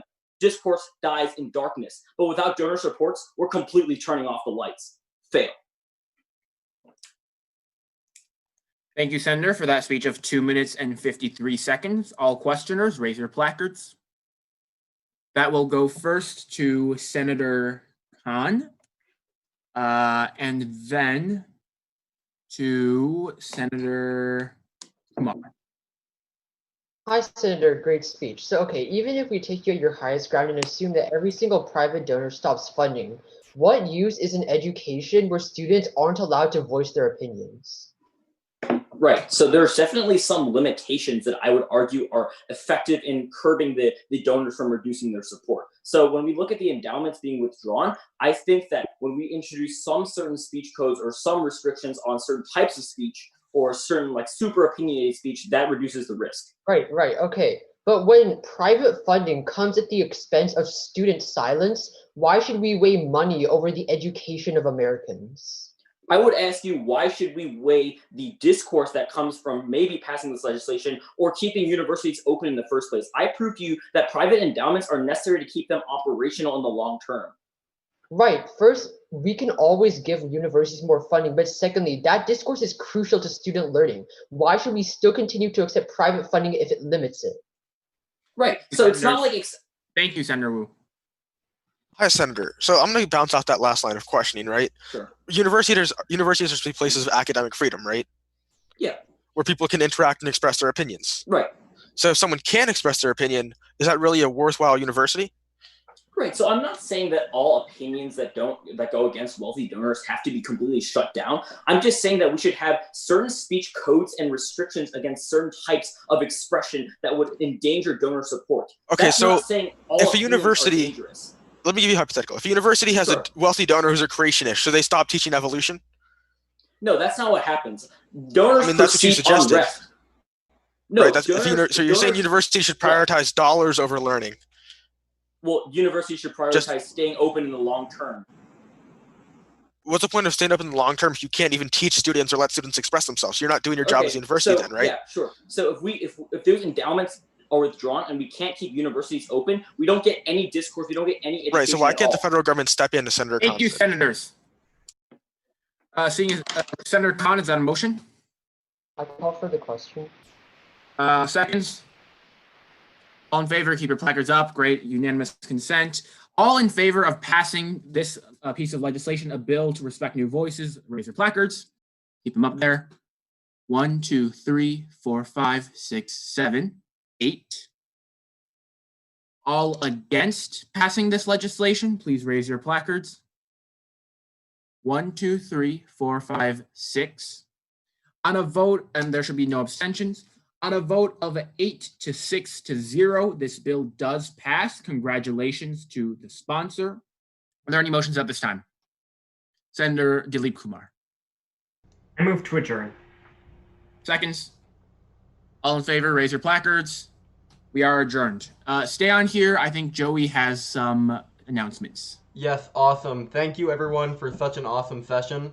So some notes for everyone. First of all, judges, remember, ballots and rankings are separate now. We want to get rankings out as soon as possible. So everyone, fill out the ranking forms as quickly as you possibly can so that we can get awards done quickly. For competitors, I'm estimating that probably it'll take 10 minutes after judges submit ballots. So expect awards in 10 minutes. So don't leave the call. You can turn your camera off and mute yourself if you want to go take a break. But yeah, awards will happen in roughly 15 minutes. And also, before competitors go, all of you are getting a prize. Everyone is going to have a medal shipped to them, even if you don't place in top 6 or anything. So we're going to send you a form. I'll send it in the chat right now. That will give us, sorry, I just DM'd that. I'll send it to everyone. Okay, everyone should be able to see that now. Everyone fill that out if you're comfortable giving us your address so that we can ship these to you. Once you fill that out, feel free to turn your camera off, mute yourself, whatever, and we'll be back in roughly 15 minutes. Yeah, and then judges, if you would like, you can also leave the call and go finish up that form.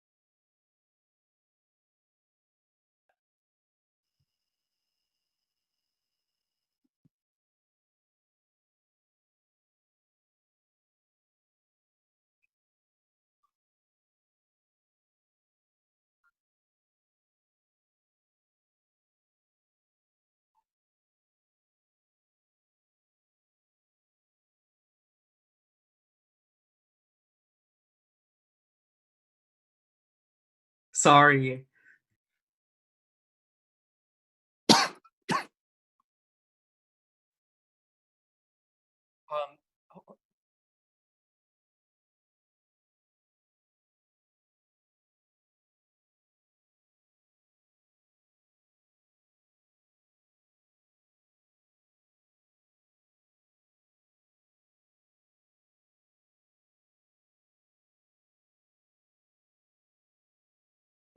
And then also tied for 10th place is Jay Bhatia. In 9th place, Ben Brissett. In 8th place, Jasmine Morales. And in 7th place, Olivia Pasquarella. In 6th place is Ojasvi Saxena. In 5th place is Aditya Kumar. And in 4th place is Bharath Dilip Kumar. And we'd like to apologize if anybody had their name mispronounced. But in 3rd place, hopefully I won't mispronounce any names for 1st, 2nd, and 3rd. Yes, I'm stalling to build this up. In 3rd place, it's Aryan Ranjan. And in 2nd place, the runner-up to the 2020 Congress for COVID Congressional Debate Tournament will be Isaac Khan. And of course, 1st place then, it's ruled out, it's Nick Chen, who is the champion of the 2020 debate tournament known as Congress for COVID. All right. Congratulations to everyone, all of our finalists, all of our competitors. Personally, it was my pleasure to PO the finals round, and just some final housekeeping things. Tomorrow, we're going to have most awards starting to be mailed out, but we do need that everyone to fill out the address forms in the Discord, which we'll send multiple forms out for. Semifinal and final ballots will also be emailed out or shared on Discord tonight. Again, we'd like to thank all of our competitors, judges, and presiding officers for all of their hard work, time, and effort. And we didn't expect this high level of competition and enthusiasm. This has really been an experience to remember. Lastly, in our Discord, we also sent out a tournament feedback survey. So we'd appreciate it if you could go take the time to fill it out. And as Joey mentioned, we also have the GoFundMe window that closes tomorrow. So make sure you go donate as well. The 4 of us directors are incredibly grateful for everyone's contributions. Thank you so much, and make sure to stay safe.